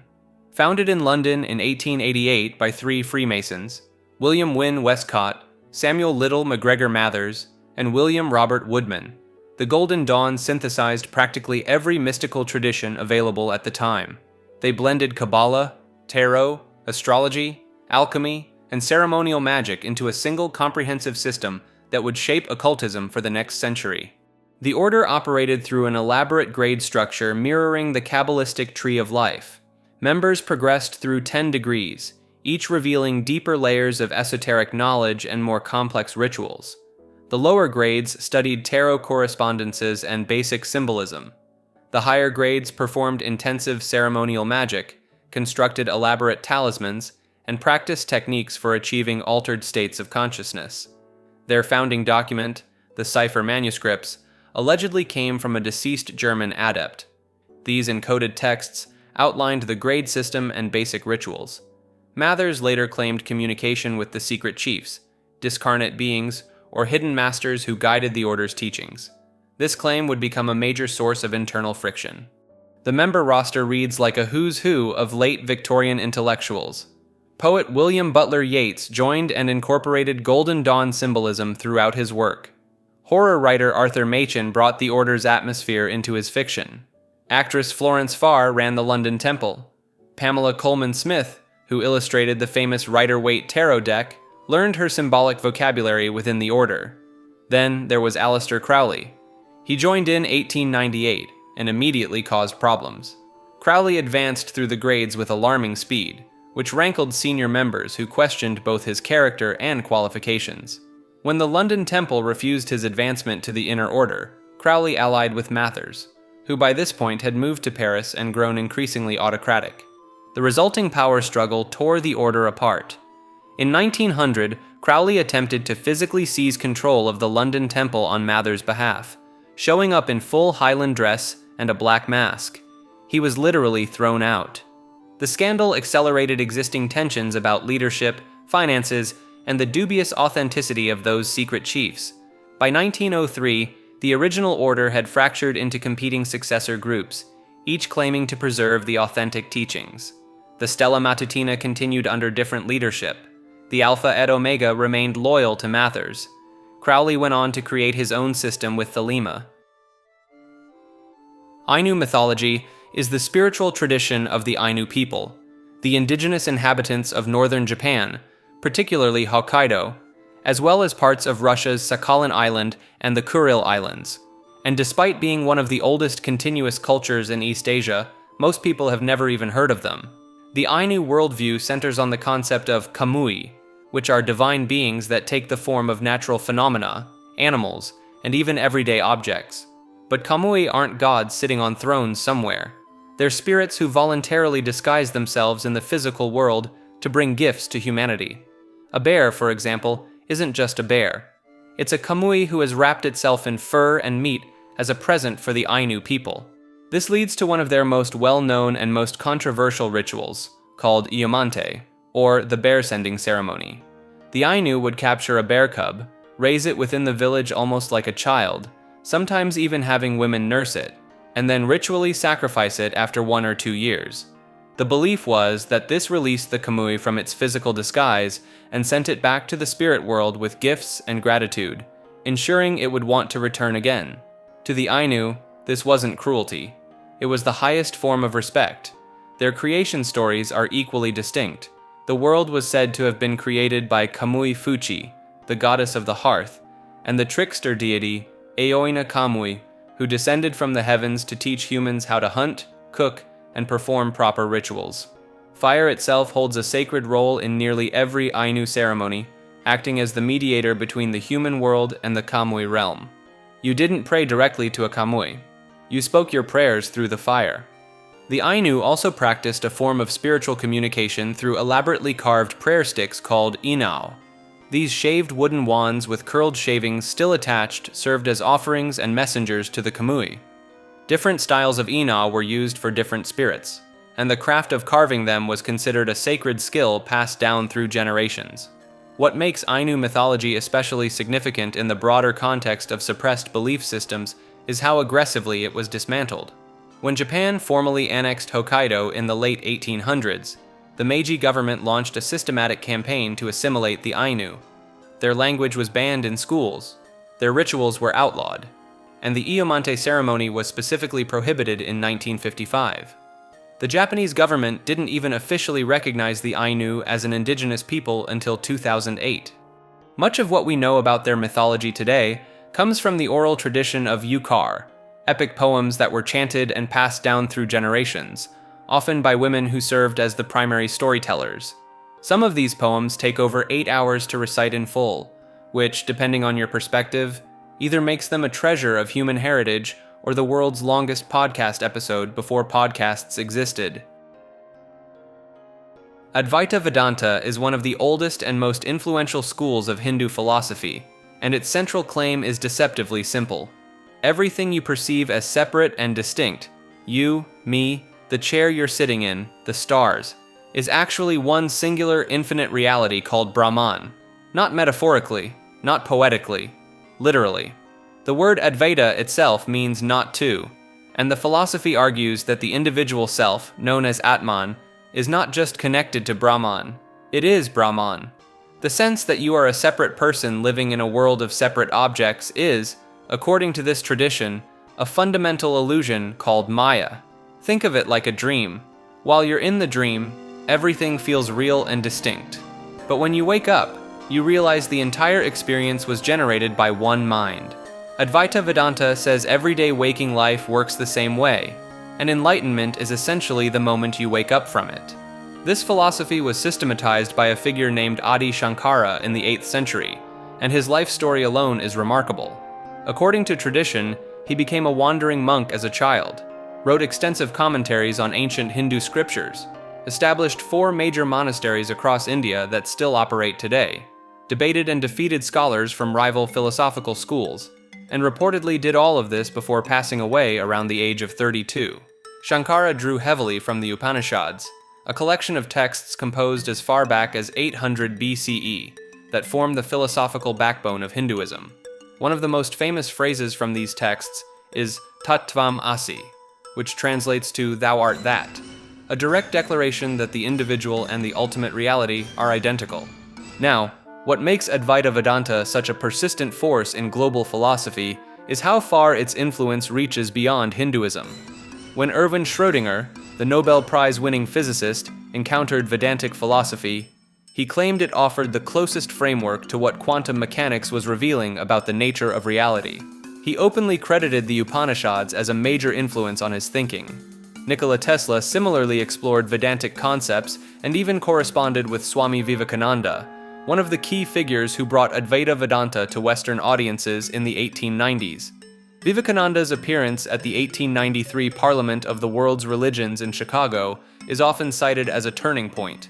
His opening line, "Sisters and Brothers of America," reportedly received a 2-minute standing ovation, and his lectures introduced the American public to the idea that all religions might be different paths to the same underlying truth. That concept comes directly from Advaita Vedanta. The philosophy also sits at the root of a lot of modern spiritual movements, sometimes without proper credit. The New Age idea that we are all one, the non-duality teachings popular on YouTube and in meditation circles, and even elements of the law of attraction all trace back, in one way or another, to Advaitic thought. But traditional practitioners are quick to point out that Advaita Vedanta is not feel-good spirituality. It demands rigorous self-inquiry, years of study under a qualified teacher, and a willingness to dismantle your most basic assumptions about who and what you are. The end goal isn't a pleasant feeling of connectedness. It's the complete dissolution of the illusion that there was ever a separate you to feel connected in the first place. Srauta refers to an ancient Hindu tradition that preserves elaborate fire rituals unchanged for over 3,000 years. These practitioners maintain the most complex and secretive ceremonial practices from the original Vedic period, performing sacrifices that can last for days or even years. The Srauta rituals require multiple sacred fires burning simultaneously, with priests chanting precise Sanskrit formulas while offering specific substances at exact moments. A single mistake in pronunciation or timing supposedly renders the entire ceremony worthless, requiring practitioners to start over from the beginning. Only a handful of Brahmin families worldwide still possess the complete knowledge needed to perform these rituals. The tradition passes exclusively through oral transmission from father to son, with written instructions considered inadequate for capturing the subtle nuances required. The most elaborate Srauta ceremony, called the Agnikayana, involves constructing a massive fire altar using precisely 10,800 bricks arranged in the shape of a falcon. This ritual requires a full year of preparation and costs equivalent to building a house, explaining why it occurs perhaps once per decade. Modern archaeological evidence suggests these ceremonies preserve genuine Bronze Age religious practices virtually intact.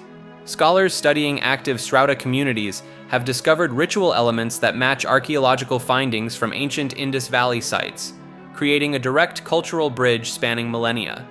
The practitioners themselves live ordinary lives as teachers, farmers, or shopkeepers, but transform into highly specialized ritual technicians during ceremonies.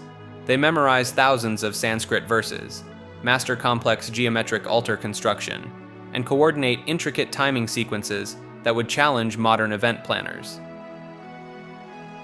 Hash worship encompasses various religious and spiritual practices centered around the consumption and veneration of hashish, the concentrated resin form of cannabis.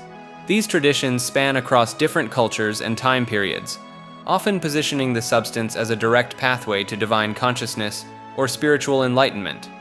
The practice finds its most documented roots in certain Hindu traditions, particularly among the sadhus, wandering holy men who consume hashish as part of their spiritual discipline. They consider the substance a gift from Shiva, using it during meditation and religious ceremonies to achieve altered states of consciousness. The consumption becomes a ritualized act, often involving specific prayers and preparations that transform the experience from recreational use into sacred practice. In more modern contexts, various neo-pagan and New Age movements have developed elaborate theological frameworks around cannabis consumption. These groups often cite archaeological evidence suggesting ancient civilizations used psychoactive substances in religious ceremonies, though the historical connections they claim frequently lack solid academic support. The Rastafarian movement incorporates cannabis, which they call ganja, as a sacrament within their religious practice. They view the substance as helping them commune with Yah, their name for God, and cite biblical passages they interpret as supporting its use. However, traditional Rastafarians typically distinguish their practice from purely recreational consumption, emphasizing the spiritual context and ritual preparation involved. Some contemporary groups have taken these concepts further, developing entire cosmologies around different strains of cannabis, attributing specific spiritual properties to particular varieties, and creating complex ritual calendars based on cultivation and consumption cycles. These modern interpretations often blend elements from various religious traditions with contemporary cannabis culture, creating hybrid belief systems that can appear both ancient and distinctly modern. Dao Mẫu, also known as the Mother Goddess religion, is one of Vietnam's most enduring spiritual traditions, and it revolves around the worship of a pantheon of female deities who govern the natural world. At the center of it all sits Liu Han, one of Vietnam's 4 immortals, a figure so deeply woven into the country's identity that she stands alongside legendary military heroes and cultural icons. The religion is built on a cosmology of 4 palaces, each tied to a realm of nature: the Palace of Heaven, the Palace of Earth, the Palace of Water, and the Palace of Mountains and Forests. Every deity within these palaces is associated with specific colors, offerings, and forms of spiritual authority, creating a layered system that dictates everything from altar arrangements to the clothing worn during rituals. And the rituals themselves are where Dao Mẫu really sets itself apart. The most well-known practice is Lenjong, a mediumship ceremony where a spirit medium channels different deities from the pantheon one after another. Each time a new spirit arrives, the medium changes into a completely different outfit matching that deity's colors, performs distinct dances, and distributes specific gifts to the audience. A single session can involve dozens of these transformations, accompanied by a traditional musical style called Chao Vun that essentially serves as the soundtrack guiding each spirit's arrival and departure. For centuries, the Vietnamese government actively suppressed Dao Mẫu, labeling it as superstition during waves of modernization and political reform. Mediums were forced underground, and public ceremonies were shut down. But the tradition never actually disappeared. It just moved behind closed doors, surviving through family lineages and private temple networks. Then in 2016, UNESCO officially recognized the Lenjong ceremonies as part of the intangible cultural heritage of humanity, which completely reversed the religion's public standing almost overnight. Temples that had operated quietly for decades suddenly became cultural landmarks, and the practice experienced a massive revival across the country. One detail that often gets overlooked is the economic dimension. Lenjong ceremonies can be extraordinarily expensive to host, sometimes costing thousands of dollars for a single session between the outfits, the musicians, and the offerings. This has created an interesting dynamic where spiritual devotion and social status are deeply intertwined, since the ability to sponsor an elaborate ceremony carries significant prestige within the community. Dao Mẫu also has a notably open relationship with gender and identity. Spirit mediums channel deities of any gender regardless of the medium's own, and the tradition has historically attracted individuals who exist outside conventional gender norms in Vietnamese society. Some scholars have pointed to Dao Mẫu as one of the few spiritual spaces in Southeast Asia where gender fluidity has been not just tolerated, but actively built into the religious framework itself. Phat Rug is the title given to the supreme deity within the Sera religion, and it translates roughly to the one who brought forth all living things. While most monotheistic traditions encourage believers to build a personal relationship with their God through prayer and worship, Phat Rug operates on a completely different principle. You do not talk to Phat Rug, you cannot. The Supreme Creator is considered so incomprehensibly vast, so fundamentally beyond human perception, that direct communication is not just discouraged, it's considered impossible. This creates a theological structure you almost never see in major world religions. Phat Rug is simultaneously the most important being in existence, and the one you're least likely to ever interact with. All spiritual communication has to pass through intermediaries, which means the average Sera practitioner's entire religious life is built around navigating a chain of spirits and ancestors just to get a message in the general direction of the top. Phat Rug is also not gendered. While many Western and Middle Eastern traditions default to masculine language for their creator figures, the Sera conception of Rug exists outside categories like male or female entirely. Rug simply is. What makes this theology particularly notable is the moral framework attached to it. Phat Rug is believed to observe all human actions, and while you can't reach Rug can absolutely reach you. Consequences for moral failings don't come through dramatic divine punishment, but through a slow unraveling of harmony in your life, your family, and your community. The system essentially runs on cosmic accountability with no direct helpline to appeal to. Estonian mythology is one of those belief systems that managed to survive centuries of forced Christianization, foreign occupation, and Soviet-era suppression, and it still refuses to stay buried. The ancient Estonians held a worldview built around a sacred connection to the natural world. Trees, stones, rivers, and groves weren't just scenery. They were living spiritual entities deserving of reverence and offerings. At the center of their cosmos sat Tarapita, a sky god whose name literally translates to something close to Tara, help. He was the chief deity, associated with thunder and war, and some scholars have drawn direct parallels between Tarapita and the Norse god Thor, suggesting shared roots in older Proto-Finnic and even broader Indo-European traditions. But Estonian mythology goes deeper than a single thunder god. The Estonians believed in a multi-layered universe where the living world, the spirit world, and the realm of the dead all coexisted and interacted constantly. Maima, or Mother Earth, was considered a living goddess whose body was the land itself. Cutting down a sacred tree or disturbing a holy grove wasn't just disrespectful. It was an act of violence against a divine being, and the consequences were said to be very real. One of the more fascinating elements is the role of the tante, a household spirit tied to a specific family or farmstead. These weren't friendly little helpers. A tante could bring prosperity if respected, but if neglected or offended, it could turn outright malicious. Some accounts describe tantes as being bound to the land rather than the people, meaning if a family moved, they left their spirit behind, and the next residents inherited whatever relationship the previous owners had built, for better or worse. The Estonian national epic, the Kalevipoeg, compiled in the 1850s by Friedrich Reinhold Kreutzwald, preserves many of these mythological themes in narrative form. The hero Kalevipoeg, a giant son of the ancient king Kalev, battles demons, travels to the underworld, and ultimately loses his legs to his own enchanted sword. He ends up chained at the gates of the underworld, holding back the forces of darkness, with the promise that one day he'll break free and restore Estonia to glory. For a nation that spent most of its history under foreign rule, that story carried weight far beyond entertainment. The really striking part is what happened in the 1990s after Estonia regained independence from the Soviet Union. A formal revival of the old beliefs emerged under the name Mausk, meaning Earth Faith, and a related organized movement called Tarausk, or Tara Faith. These aren't fringe groups either. Mausk practitioners number in the thousands, and the movement has gained enough cultural legitimacy that sacred natural sites now receive legal protection from the Estonian government. So while most of Europe's pre-Christian belief systems exist only in textbooks and museum exhibits, Estonian mythology is one of the rare cases where the old gods didn't just survive in folklore, they came back.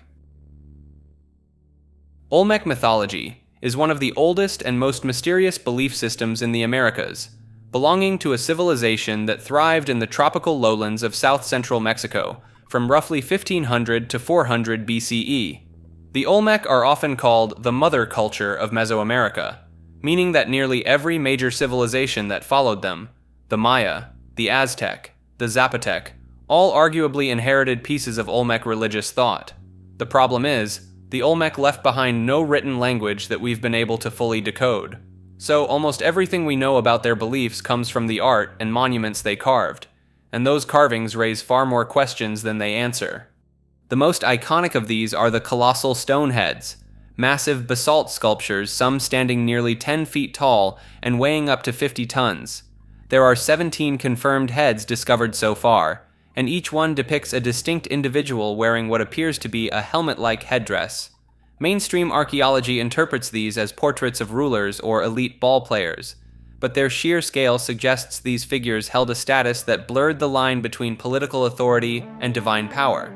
Then there's the were-jaguar, arguably the central figure in Olmec spiritual imagery. Across countless carvings and jade figurines, you see this recurring motif of a creature that's half human and half jaguar, often depicted as an infant with a snarling feline mouth, cleft head, and downturned eyes. Some researchers believe this points to a creation myth in which a woman mated with a jaguar, producing a race of hybrid beings that the Olmec considered their ancestors. Others interpret the were-jaguar as a representation of shamanic transformation, the idea that Olmec priests could spiritually shift into jaguar form to access the supernatural world. The Olmec also appear to have established the foundational Mesoamerican concept of a layered cosmos, an upper world, a middle world where humans live, and a watery underworld often associated with caves and springs. Their art frequently shows figures emerging from or descending into cave-like openings, sometimes flanked by jaguar imagery, suggesting that these natural formations were considered literal gateways between realms. One of the stranger artifacts tied to Olmec belief is the so-called Kun's axe, a jade carving that depicts a figure with were-jaguar features in extraordinary detail. Jade was considered more valuable than gold in Mesoamerican cultures, and the Olmec seem to have associated it with water, fertility, and the supernatural. They buried enormous quantities of carefully arranged jade offerings in underground deposits at sites like La Venta, sometimes in cross-shaped patterns whose meaning remains completely unexplained. There's also growing evidence that the Olmec practiced ritual bloodletting and possibly human sacrifice, though the evidence is far less extensive than what we see in later Mesoamerican cultures. Stingray spines and obsidian blades found at Olmec sites are consistent with the self-offering blood rituals that became central to Maya and Aztec religion centuries later, which suggests the Olmec may have originated the belief that the gods required human blood to sustain the cosmos. What makes Olmec mythology so enduring in fringe circles is the simple fact that we can see its influence everywhere in later Mesoamerican religion, but we can't read the original source material. It's like finding the rough draft of every major belief system in the region, written in a language nobody alive can translate. Buddhist modernism refers to a deliberate reimagining of Buddhism that began in the late 1800s, when Eastern teachers started marketing their tradition to Western audiences. The resulting version looked almost nothing like what millions of Asians had practiced for over 2,000 years. When Christian missionaries and colonial powers arrived in places like Sri Lanka and Japan, they criticized Buddhism as primitive superstition filled with demons, magical rituals, and backward cosmology.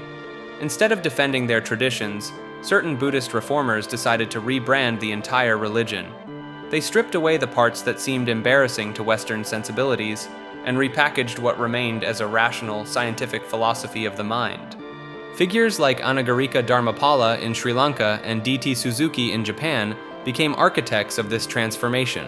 They emphasized meditation, personal enlightenment, and psychological insight while quietly sweeping under the rug the centuries of ritualism, deity worship, merit-making ceremonies, and intricate cosmological beliefs that defined actual Buddhist practice across Asia.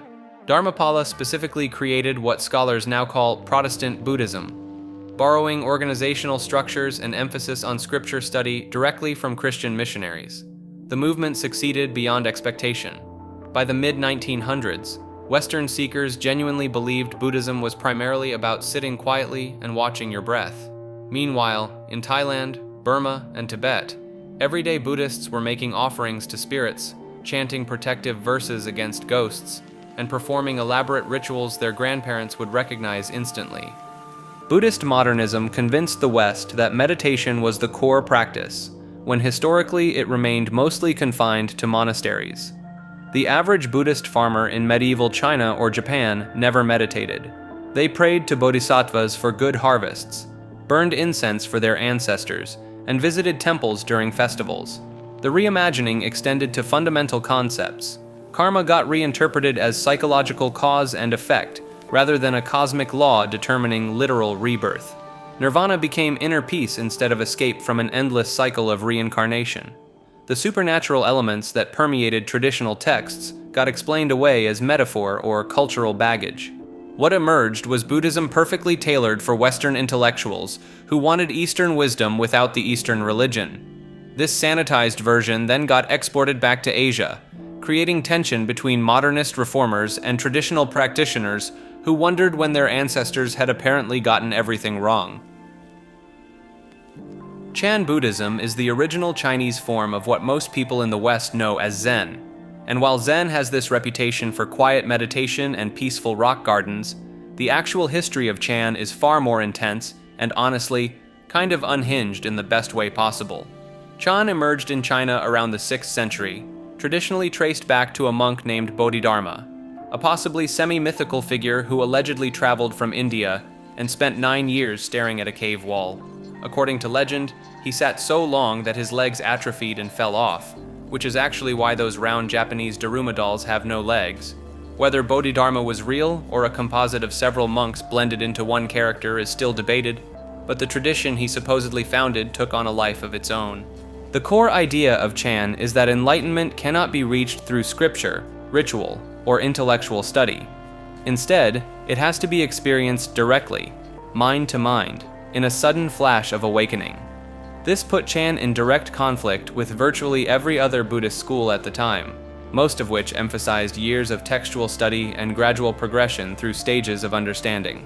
Chan masters became notorious for their teaching methods, which could involve shouting at students, hitting them with sticks, or giving them completely nonsensical answers to sincere spiritual questions.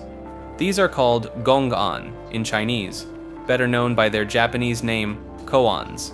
A student might ask a master about the nature of the Buddha, and the master would respond by holding up a sandal or saying the word oak tree, or just slapping them, The idea was to short-circuit rational thinking and force the student into a direct experience of reality beyond language.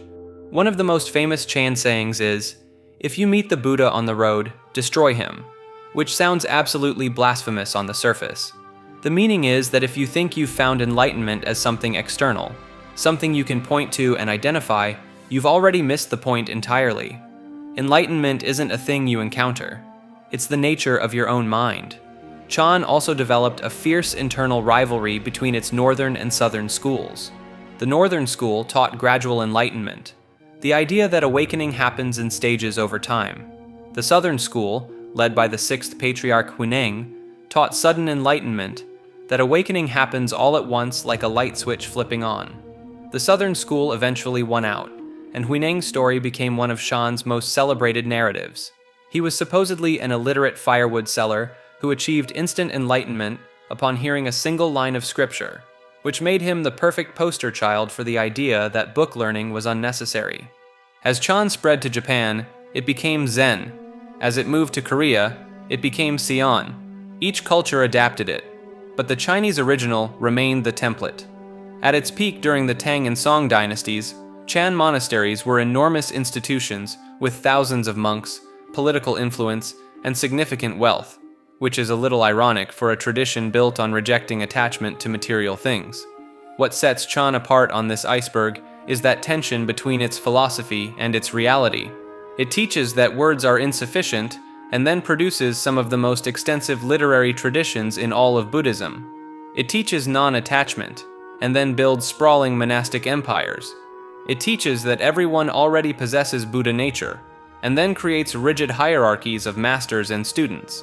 Chan didn't just influence a religion, it became a living paradox that somehow thrived because of its contradictions, not in spite of them. Kashmir Shaivism is one of the most intellectually dense spiritual traditions to ever come out of India, and yet most people in the West have never heard of it.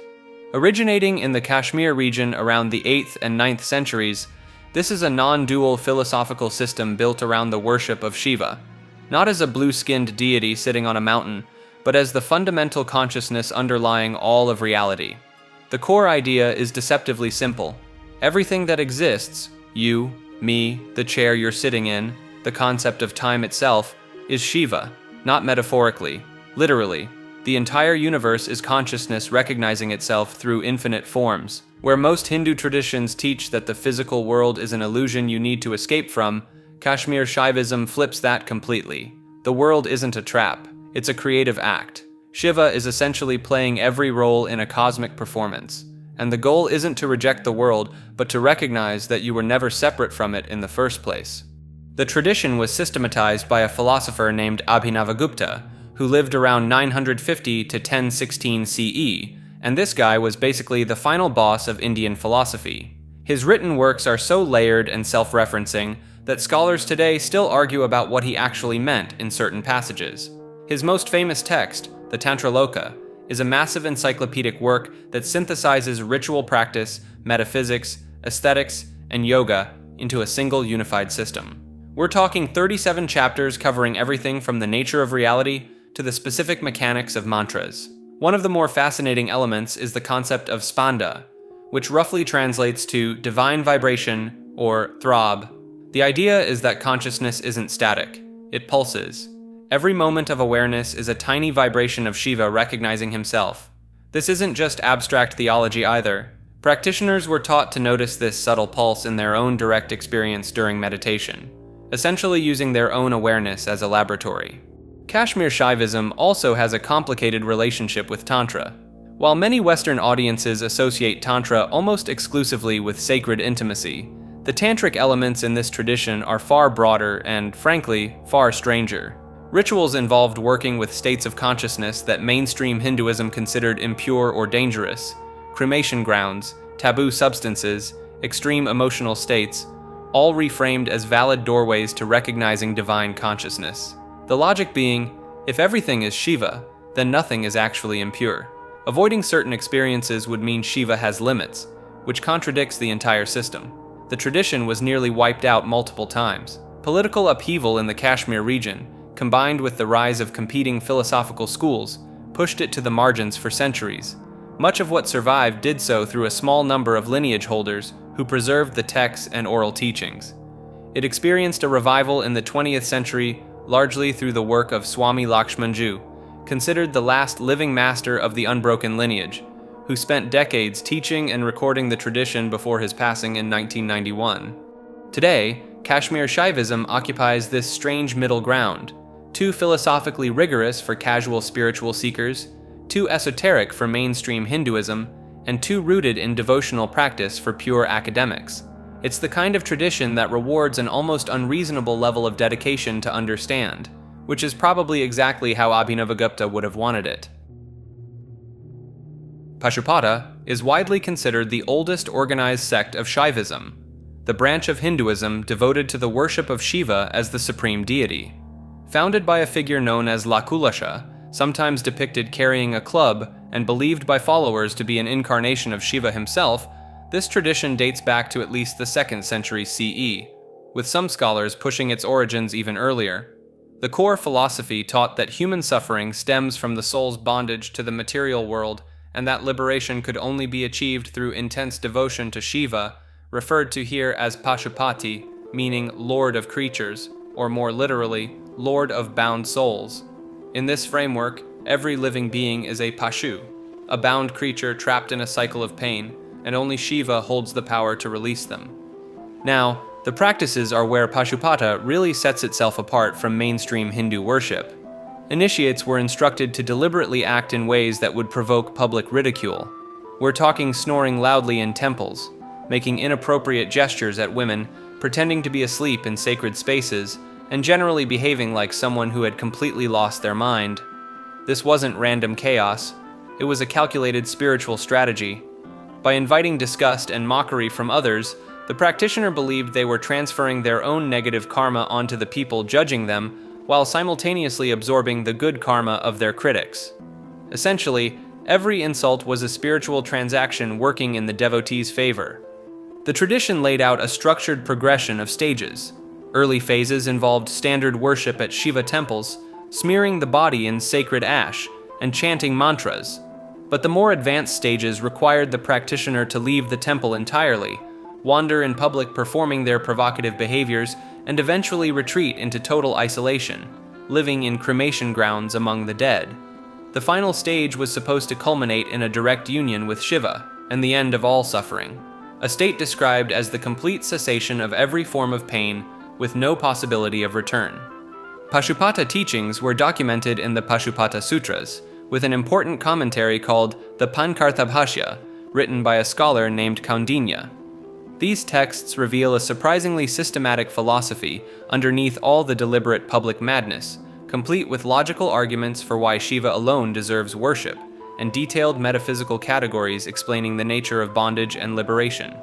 The sect gradually declined after roughly the 10th century, absorbed into or replaced by other Shaiva traditions like the Kapalikas, and later the Lingayats. But its influence echoed through centuries of Hindu philosophy, and its core idea, that spiritual advancement could come through the total destruction of social ego, remains one of the more radical propositions in the history of organized religion. Kriya Yoga represents one of the most closely guarded spiritual practices in modern times, combining ancient breathing techniques with claims of accelerated enlightenment. Unlike regular yoga classes at your local gym, this system requires formal initiation and sworn secrecy about its core methods. The practice centers on a specific breathing pattern called the Kriya technique, which supposedly circulates energy up and down the spine in precise movements. Practitioners claim 1 minute of Kriya Yoga equals 1 year of natural spiritual evolution. The math gets wild when you consider advanced practitioners performing hundreds of these cycles daily, theoretically cramming lifetimes of spiritual progress into single sessions. Paramahansa Yogananda introduced Kriya Yoga to America in the 1920s through his organization, the Self-Realization Fellowship. His book, Autobiography of a Yogi, became a spiritual bestseller, attracting followers including Steve Jobs, who reportedly had it as the only book downloaded on his iPad. Yogananda traced the lineage back to Lahiri Mahasaya, a 19th century Indian saint who allegedly received the techniques directly from the legendary guru Babaji. The secrecy surrounding Kriya creates an air of mystique. Students must complete preparatory lessons and demonstrate commitment before receiving initiation. The Self-Realization Fellowship requires a full year of study before even considering someone for the first level of training. Advanced practitioners describe entering states called breathless meditation, where respiration naturally stops while consciousness remains alert. Some report experiences of light, expanded awareness, and what they describe as direct communion with divine consciousness. The practice supposedly awakens Kundalini energy, though practitioners are warned about the intensity of these experiences. The techniques involve coordinating breath, attention, and subtle energy movements along the spine's energy centers. Students learn increasingly complex variations as they advance through different levels of initiation. Nath refers to an ancient Indian spiritual tradition that operates outside mainstream Hinduism and Buddhism, focused on achieving physical immortality and supernatural powers through extreme yogic practices. The Nath yogis, also called Kanfata yogis, are immediately recognizable by their split earlobes stretched with massive earrings, a painful initiation ritual that marks their commitment to the path. The tradition traces back to two legendary figures, Matsyendranath, who according to their lore discovered the secret teachings by hiding inside a fish to eavesdrop on a conversation between the god Shiva and his consort Parvati. His disciple Goraknath systematized these teachings into what became the foundation of Hatha Yoga, though the Nath version goes far beyond the studio practice most people know today. Nath practitioners pursue 8 major siddhis, supernatural abilities that include becoming microscopically small, infinitely large, weightless enough to levitate, or heavy enough to become immovable. They also claim the power to obtain anything desired, control all beings, and achieve complete mastery over the physical world. The techniques involve intense manipulation of internal energies through breath control, postures held for hours or days, and practices involving bodily fluids that most modern yoga teachers would rather not discuss. The Naths developed an elaborate system of internal alchemy, viewing the human body as a microcosm containing the entire universe. They mapped out energy channels, chakras, and a coiled serpent power called Kundalini that supposedly sleeps at the base of the spine. Their goal was to awaken and direct this force upward through the body to achieve a state called sahaja, spontaneous transcendence where the yogi remains in constant divine consciousness while still functioning in the physical world. What sets them apart from other ascetic traditions is their emphasis on preserving and perfecting the physical body rather than transcending it. They developed practices to reverse aging, transmute base materials into gold, and prepare special elixirs for immortality. Medieval texts describe Nath adepts living for centuries in remote caves, surviving on air alone, or appearing in multiple locations simultaneously. The tradition influenced Tibetan Buddhism, Sufism, and the Sikh religion, with each borrowing elements of Nath philosophy and practice. Even today, wandering Nath yogis can be found throughout India and Nepal, though their numbers have dwindled significantly. They maintain secretive initiation rites and guard their most advanced techniques, passing them only through direct guru-to-disciple transmission rather than written texts. Cosmotheism is a religious philosophy founded in the 1970s by William Luther Pierce, a former physics professor who would go on to become one of the most notorious figures in American white nationalist movements. On the surface, cosmotheism presents itself as a nature-based spiritual system built around the idea that the universe itself is God, and that humanity's purpose is to advance toward higher states of consciousness and eventually merge with this cosmic whole. Think of it as evolution reframed as divine will. But the actual doctrine is where things take a sharp turn. Pierce explicitly tied biological identity to spiritual progress, arguing that certain racial lines were further along this cosmic evolutionary path than others. In his view, preserving and advancing those specific bloodlines wasn't just a political goal. It was a sacred duty baked into the fabric of the universe itself. Pierce formally established the Cosmotheist Community Church in 1978 in Arlington, Virginia, and later moved operations to a compound in Mill Point, West Virginia. The church applied for and initially received tax-exempt status from the IRS, though this was later challenged and revoked after authorities determined the organization was primarily political rather than religious in nature. Critics and scholars have long debated whether cosmotheism was ever a sincere theological project or simply a legal and rhetorical shield. a way to wrap extremist ideology in the protections afforded to religious organizations. Pearce himself authored a trilogy of cosmotheist texts laying out the belief system, but the overlap between church membership and membership in his political organization, the National Alliance, was nearly total. After Pearce's death in 2002, cosmotheism largely faded as an organized movement, though its core ideas, dressing up racial ideology and spiritual language, have continued to echo through various fringe groups that blend paganism, esotericism, and ethno-nationalism into new forms. Order of Nine Angles stands as one of the most extreme and controversial occult organizations to emerge from the modern era. Founded in the United Kingdom during the late 1960s, this group advocates for a path they call the Sinister Tradition, which deliberately incorporates elements that most occult practitioners would reject outright. The organization operates through a decentralized network of cells called nexions, with no central authority dictating actions. Their core philosophy revolves around what they term the Sevenfold Way, a system of spiritual advancement that pushes practitioners toward increasingly dangerous and illegal activities. They view these acts not as crimes, but as ordeals that test commitment and advance personal transformation. What distinguishes them from other left-hand path groups is their explicit integration of extreme political ideology. Their writings openly promote an ideology that blends occultism with elements typically associated with militant extremism. David Myatt, often cited as either the founder or a key figure, has publicly oscillated between various radical positions throughout his life, though he has denied direct involvement with the group's formation. The concept of insight roles forms a particularly concerning aspect of their practice.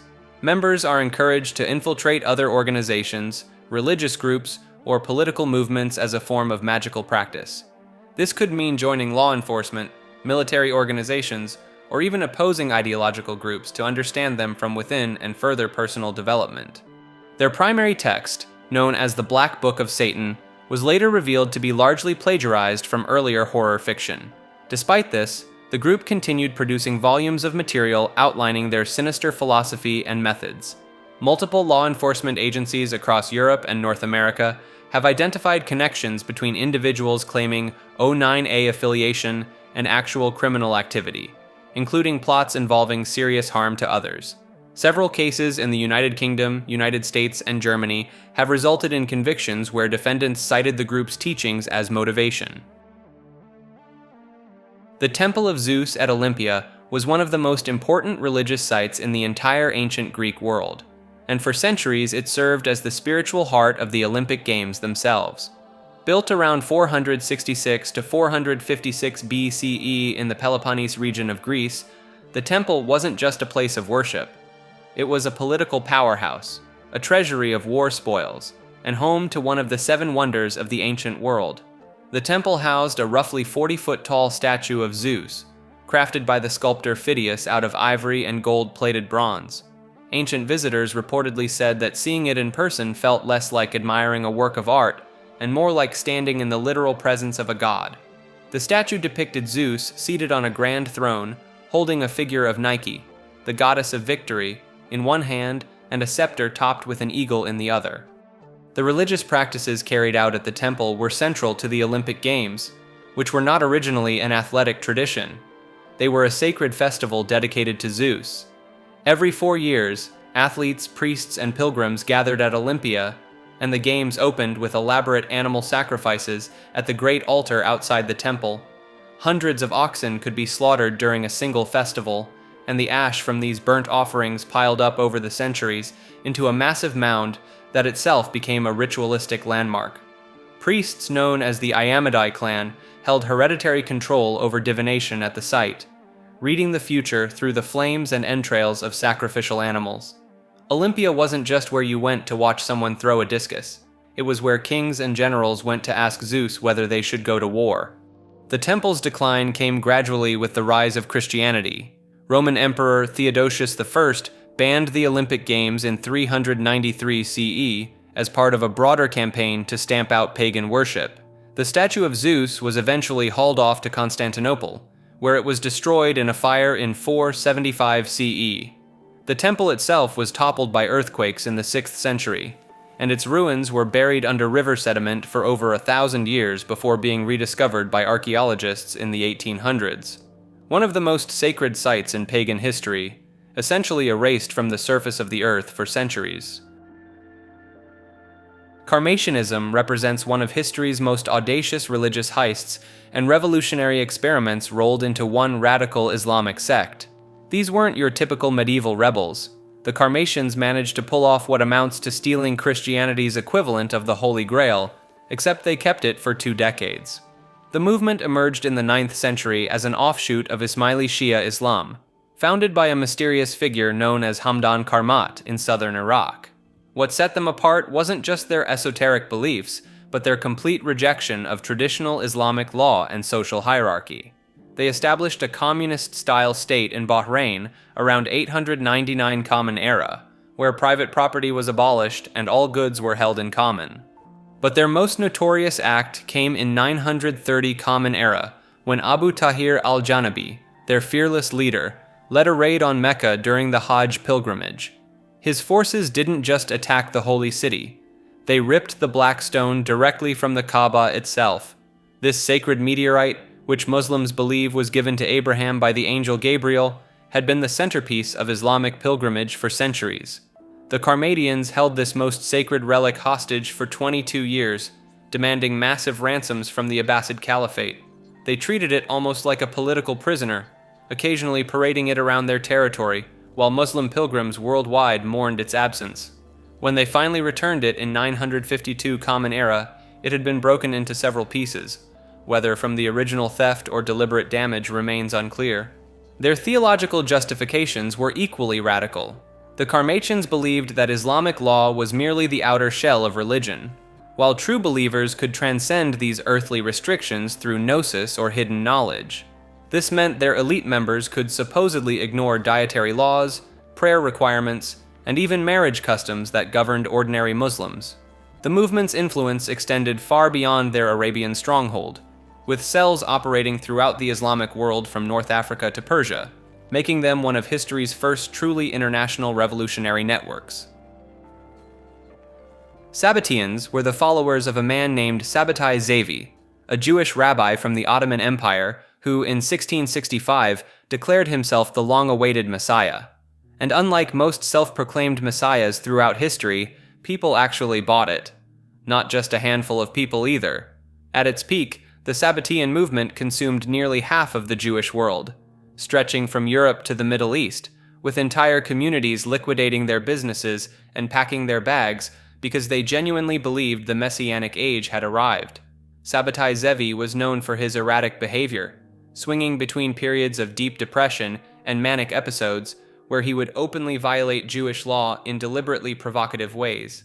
He'd pronounce the sacred name of God out loud, which was strictly forbidden, eat non-kosher foods, and perform bizarre rituals that no mainstream rabbi would ever endorse. His followers interpreted all of this not as instability, but as holy acts, a messiah operating beyond the boundaries of ordinary religious law. The movement gained serious momentum thanks to a man named Nathan of Gaza, who essentially served as Zevi's prophet and hype man. Nathan provided the theological framework that explained away every contradiction.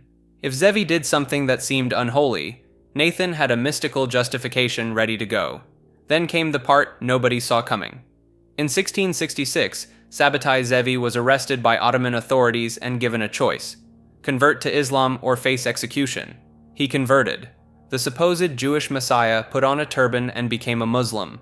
For most followers, this was the end. The betrayal was too much, but a surprising number of believers doubled down. They argued that the conversion was itself a divine act, that the Messiah had to descend into the realm of impurity to gather holy sparks trapped within other religions. This idea, that sacred work could be done through deliberate transgression, became the core theology of the surviving Sabbatian movement. After Zevi's death in 1676, underground Sabbatian communities persisted for generations, practicing a kind of dual religious life. Outwardly, they appeared as ordinary Jews, or, in the case of a group called the Dönme in Turkey, as Muslims. Internally, they maintained secret rituals and beliefs that mainstream Judaism considered deeply heretical. Some sects reportedly practiced ritual violations of Jewish law as a form of worship, believing that the path to redemption ran directly through sin itself. The Sabbatean legacy cast a long shadow. Mainstream Jewish authorities spent decades rooting out suspected Sabbatean sympathizers, and the trauma of the whole episode made Jewish communities deeply suspicious of future messianic claims. Some historians also draw a direct line from Sabbateanism to the later Frankist movement, which took the concept of redemption through transgression to even more extreme conclusions. The whole saga remains one of the most dramatic and far-reaching messianic movements in recorded history, and a case study in how a single charismatic figure can reshape the beliefs of millions almost overnight. Jewish Christianity is one of those terms that sounds like a contradiction, but it actually describes the original form of the faith. Before Christianity became the global religion we know today, it was essentially a sect within Judaism. The very first followers of Jesus were Jewish people who continued to observe Jewish law, kept kosher, practiced circumcision, and worshipped in synagogues. They didn't see themselves as starting a new religion. They believed Jesus was the Jewish Messiah promised in Hebrew Scripture, and that following him was the natural fulfillment of their existing faith. The movement was centered in Jerusalem and led by figures like James the Just, who was traditionally considered the brother of Jesus himself. James and his community maintained that you had to be Jewish first in order to follow Jesus. Full stop. This put them in direct conflict with the Apostle Paul, who was out converting non-Jewish people across the Roman Empire and telling them they didn't need to follow Jewish law at all. This tension is actually documented in the New Testament. The book of Acts describes what's known as the Council of Jerusalem, where the two sides essentially had it out over whether Gentile converts needed to be circumcised and follow the Torah. Paul's side ultimately won the broader argument, and that decision is arguably the single biggest turning point in religious history. It's the moment Christianity began splitting away from Judaism and became its own thing. The Jewish Christian communities didn't just disappear overnight, though. Groups like the Ebionites and the Nazarenes persisted for centuries. The Ebionites are especially fascinating because they rejected Paul entirely, viewing him as a false apostle who had corrupted the teachings of Jesus. They used their own version of the Gospel of Matthew, written in Hebrew or Aramaic, denied the virgin birth, and insisted Jesus was a normal human man chosen by God, rather than a divine being. By the 4th and 5th centuries, these groups were being condemned as heretics by both mainstream Christianity and Rabbinic Judaism. They were caught in a theological no man's land, too Jewish for the Christians and too Christian for the Jews. Most of what we know about them comes from the writings of church fathers like Epiphanius and Irenaeus, who were actively arguing against them, so the historical picture is filtered through a pretty hostile lens. The broader implication is striking when you sit with it. The version of Christianity that conquered the Roman Empire and spread across the world was not the version practiced by the people who actually knew Jesus personally. The religion was fundamentally reshaped by someone who never met its founder during his lifetime, and the communities that had the most direct connection to the original teachings were gradually erased from history. Lollardy was a religious movement in late medieval England that managed to terrify the Catholic Church so badly they literally created new laws just to stamp it out. It started in the late 1300s with the teachings of John Wycliffe, an Oxford theologian who looked at the wealth and corruption of the church and essentially said, "None of this is in the Bible." Wycliffe argued that Scripture alone should be the foundation of Christian faith, not the decrees of popes or the traditions of clergy. He rejected the idea of transubstantiation, which is the belief that bread and wine literally become the body and blood of Christ during communion. To Wycliffe, it was still bread, it was still wine, and telling people otherwise was a lie designed to keep priests in power. His followers became known as Lollards, a name likely derived from a Dutch word meaning mumbler, used as an insult for people who muttered prayers. The Lollards took Wycliffe's ideas and ran with them. They opposed the veneration of saints, rejected pilgrimages as pointless, and were deeply critical of the church's massive landholdings and political influence. Most dangerously of all, they wanted the Bible translated into English so that ordinary people could read it for themselves, cutting out the priesthood as middlemen entirely. Wycliffe actually helped produce one of the first complete English translations of the Bible, and Lollard communities circulated handwritten copies in secret for decades. The church viewed this as an existential threat, because once people could read Scripture on their own, they could form their own conclusions, and those conclusions might not involve tithing 10% of their income to Rome. In 1401, the English Parliament passed a law called De Heretico Comburendo, which translates to "on the burning of heretics." It was the first English law that authorized the execution of heretics by burning, and it was written specifically to deal with the Lollards. Dozens were burned at the stake over the following decades, and the movement was driven underground, but it never fully disappeared. Lollard communities survived in secret across England for over a century, passing banned texts between households and holding hidden meetings. When the Protestant Reformation finally swept through Europe in the 1500s, the Lollards were already there, having quietly held many of the same beliefs for generations. Some historians argue that Lollardy laid the groundwork that made England so receptive to Protestantism, meaning a movement the church tried to burn out of existence ended up reshaping the entire religious landscape of the English-speaking world. The family was an Australian doomsday cult led by a woman named Anne Hamilton Byrne, a yoga instructor who became convinced she was the reincarnation of Jesus Christ. Starting in the mid-1960s, she gathered followers primarily from Melbourne's educated upper class, including doctors, nurses, lawyers, and psychiatrists, many of whom she recruited through LSD-assisted initiation ceremonies. But the real horror of this group centered on children. Hamilton Byrne amassed a collection of around 28 kids, some born to cult members, others illegally adopted through forged documents with the help of her followers who worked in hospitals and legal offices.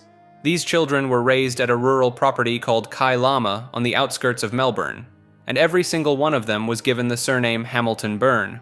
They were all dressed identically and had their hair dyed peroxide blonde to make them look like siblings. The children were told Anne was their biological mother, isolated from the outside world, homeschooled by sect members, and subjected to a strict regimen that included starvation-level diets and severe physical punishment. When the kids reached a certain age, they were given LSD as a kind of twisted rite of passage, often administered by the cult's in-house psychiatrist. The whole operation didn't unravel until 1987, when a former member tipped off authorities and police raided the Kai Lama property. They found the children living in squalid conditions, malnourished and terrified of the outside world. Despite the scale of what happened, Hamilton Byrne and her husband were only ever charged with conspiracy to defraud, related to the false adoption documents, and received a small fine. She was never charged with child abuse. Hamilton Byrne lived freely until her death in 2019 at 97 years old, reportedly suffering from dementia in her final years, which her surviving victims noted meant she never had to fully reckon with what she'd done to them. That concludes this video. Thank you for watching.